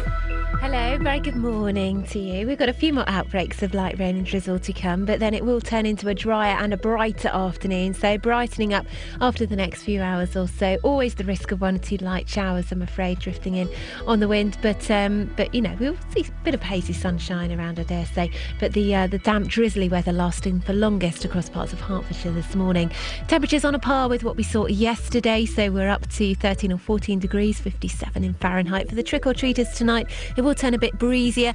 Many places will stay dry, but we could see a few outbreaks of drizzle, very like this morning, perhaps lots of cloud around. It's not going to be too cold. Temperatures down to between 7 and 10 degrees overnight. But we'll start off the day tomorrow with plenty of drizzle, again a bit like today, and then gradually that rain is actually going to turn heavier and more persistent as we head into the afternoon, particularly the evening rush hour and the overnight period. And we do actually have a Met Office weather warning out for some very heavy rain overnight on Friday into Saturday. In terms of the weekend, well, Saturday should start off dry and bright. If you are looking for a dry slot at the weekend, that's probably it, because it will turn wetter later on through the day, and it will also turn very windy as well. In fact, quite concerned about these gusts of wind on Saturday. Not as bad as it was on Monday, but we may well see a Met Office warning issued a bit later on in the day, so keep tuned to the forecast. Thank you very much. On Saturday, Three Counties Sport takes over. We'll be live from midday with 5 more live commentaries. And Watford score here inside 4 minutes. We start with Watford hosting Leicester in the early kickoff. And it's rifled into the net. Then at 3, you can choose MK Dons versus Walsall, Stevenage against Wolves, Wickham at Accrington, or Luton's trip to Gateshead. 8 yards out, post the ball past Jensen. Listen to your local team Saturday from midday here on BBC Three Counties Radio. Morning, Iain Lee, BBC Three Counties Radio. We'll cram in Halloween before the end of the show, and as many calls as we can. 08459 455 555. Hazel's called in. Good morning, Hazel. Good morning, Iain. What can I do for you this morning? I've rung in to say, if you say Skellington again, I'm going to come up there and give you a good slap. Oh. It's Skeleton, not Skellington. That's what I'm saying, Skellington. It's not Skellington. What is it? It's Skell-E-ton. Skell-E-ton. That's what I'm saying, Skellington. Well, it sounds like you're saying Skellington. No, I'm saying, listen carefully. Skellington. Still sounds like Skellington. Well, you need to clean your lug holes out. Let me ask you a question, okay? Yes. Why are you so upset because you think I'm saying the word Skellington when actually I'm saying Skellington? For the same reason that you say milk and not milk. Oh, dear. Next you'll be saying it's called a chimney, not a chimbly. Oh! Well, Hazel, listen, let's go through it one more time. Tell me exactly how I'm supposed to say it. Skeleton. Okay. Skellington, that's what I'm saying. Okay. Are we friends again? Yes. Are you going to give me a slap? No. Disappointing. See you later, Hazel. Thank you very much. Bye-bye. There we go. So I'm saying Skellington. I'm saying it properly. Jill's in Luton. Good morning, Jill. Good morning. What can I do for you? I'm so cross with these people who think Halloween's a pagan or non-Christian festival. It's a Christian festival. Oh. Well, it's, according to Jennifer, it's no, devil worship. It's not. It's actually the original origins of it is to do with All Souls Day, which is tomorrow, and the vigil that started the night before. And people would go out and people would make cakes, which is the origins of trick-or-treating. And it's mentioned in Shakespeare. So you can't get much more English than that. Does Shakespeare mention trick-or-treating? He talks about All Hallows and going out in Two Gentlemen of Verona. And it's about the practice and the custom of going out the night before All Souls Day. What did you think? We spoke to, I think it was Shirley earlier on, who doesn't welcome the trick-or-treaters. She's even put a sign up on the door saying no trick-or-treaters. Now listen, I think there's a cut-off point. I think 12 is kind of the maximum age. Over that, you're taking the mick. But it's wonderful, isn't it, when you get a couple of, like a 6 and a 7-year-old knock on your door and they're dressed up as a ghost and a skeleton, and you look at the end of the garden path, there's their mum sort of going, is this all right? Oh, trick-or-treat! Oh, there's a skeleton, don't eat me! Have a Mars bar instead. Well, that's nice, isn't it? I think it's wonderful, and I've got my bucket of sweets and my house decorated for Halloween today, and I shall be enjoying it. Excellent. Good for you, Jill. I really appreciate your call. Thank you very much indeed. 08459 455 555 is the telephone. It's a bit of fun. Halloween, it's a little bit of fun. Or devil worship. Fun or devil worship? You decide. Well, earlier on, Justin Dealey spoke to a 22-year-old earlier who's going out trick-or-treating tonight, and he says that people aren't as generous nowadays. Have a listen to this. Boy, I said back in the day they did, but as the years have gone by, I think it's died down, everyone's lost. People are becoming stingy. Yeah, definitely. Now, what happens then? Somebody turns around and says, OK, trick, then what? It depends on who you are. It depends on who you are, because obviously you can say trick and you can egg them. That's a trick at the end of the day, so... You've egged somebody before? No, I personally haven't. But your friends have? But I've seen it happen. I mean, that's outrageous, isn't it? So if somebody says trick, your friends have egged that person on their doorstep. Wait, you can say that. Wow, that's terrible, isn't it? Come on, you got to admit, that's terrible. I hear that, but... Well, I don't know, boy. But you wouldn't do that personally? No, I wouldn't do that. You seem like a nice lad. Yeah, I am. Thank you very much. Appreciate your time. Well, boy, nice to have you on, J-Dog. Yeah. Listen, can we get him on every day? Anyone that starts a sentence with boy... Why? 22, no, don't trick-or-treat, go and get a job. Absolutely. No, that's too old for trick-or-treating, I think. 12 is the cut-off. And it's really for 6, 7, 8-year-olds, isn't it, I think? It's for kids, not 22-year-olds causing trouble on the streets. Certainly for kids, I would say, anyway. Yeah. Just my opinion. Now, you've been asking people about Halloween. We've had some strong opinions this morning. Some people comparing it to devil worship. Well, I've been asking the question this morning, is Halloween just a bit of fun or devil worship? And here's what people have had to say. Devil worship, because I'm a Christian. So even the mention of the word Halloween, does that almost make you cringe a little bit with your beliefs? No, it just makes me... It makes me, pity people that don't know God. Yeah. Do you think the people going out tonight to celebrate are stupid? As I said, it's their choice, but, it's just that they don't know better. Should they know better? People know when they maybe perhaps read up on the history of what Halloween is. So your advice would be to anybody today to go and read up on the history before going out tonight to celebrate then? Anything you do is just like a job. If you're applying for a job, you're going to do some research. Very interesting, thank you. You're welcome. Coral, Halloween, is it just a bit of fun or devil worship? Oh, definitely just a bit of fun. It's all for the kids, really. Have you got kids yourself? No, I don't. But I have got a young nephew, and he's got a little pumpkin suit, and he's really ready. No, I think it's just fun as well, yeah. And how old are you? I'm 19. 19. When was the last time you went out trick-or-treating? I spoke to a 22-year-old this morning who still goes out trick-or-treating. Probably 5-6 years ago. Okay, and when you did that, did your mates get up to mischief? Yeah, we always do when you get a bit older, don't you? So Yeah. what were they doing? Come on, be honest. What were your friends doing? Like the oldest trick in the book, carrying eggs about, throwing eggs at windows and stuff. So were you doing that as well? No, I weren't. No, I was always just knocking at the doors. And So we're going back 4 or 5 years ago here, and your friends on Halloween were randomly throwing eggs at people's windows. yeah, if they didn't answer the door, but that's just what they thought. That's why it's called trick or treat, isn't it? It's just like you're a trick or you get a treat. Can I just say, by the way, if Justin Dealey knocks on your door and says trick or treat, give him a treat and don't let him near your handbag. Ian, I can't believe the views this morning. I mean, I think, in that piece there, it sums up Halloween for me. The good side, the bad side. You've got a young 2-year-old child who's got his costume, going to be going out tonight and having fun. Yeah. And you've got teenagers who use today as an excuse to go out and buy some eggs and chuck them at people's windows, which is disgraceful. I still can't get over that 22-year-old. We had a text, 81333, started 3CR from Beryl. Now, Beryl sounds like a right barrel of laughs. When I open the door to trick-and-treaters, I ask them to tell me why they are dressed as they are and what is the meaning of Halloween. Not one child has been able to tell me.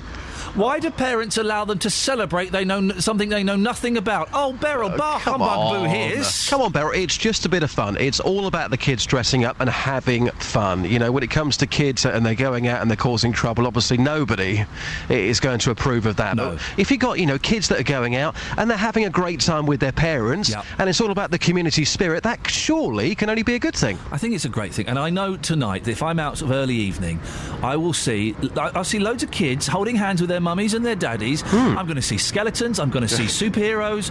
I'm going to see, ghosts. I'm going to see all of these things. But you might also see a few hooligans out there with their hoodies on.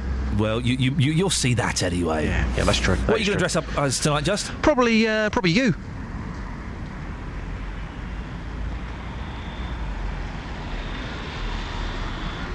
Can I go now? I think you better had. Bye. Catherine's going to go out with her youngsters. What are you going to dress up as, Catherine? Lily Munster. Ooh. That's one for the granddads. Yeah. Ooh. And grandmas. Yeah. And older generation. I'm an older The kids have no idea who I am. No.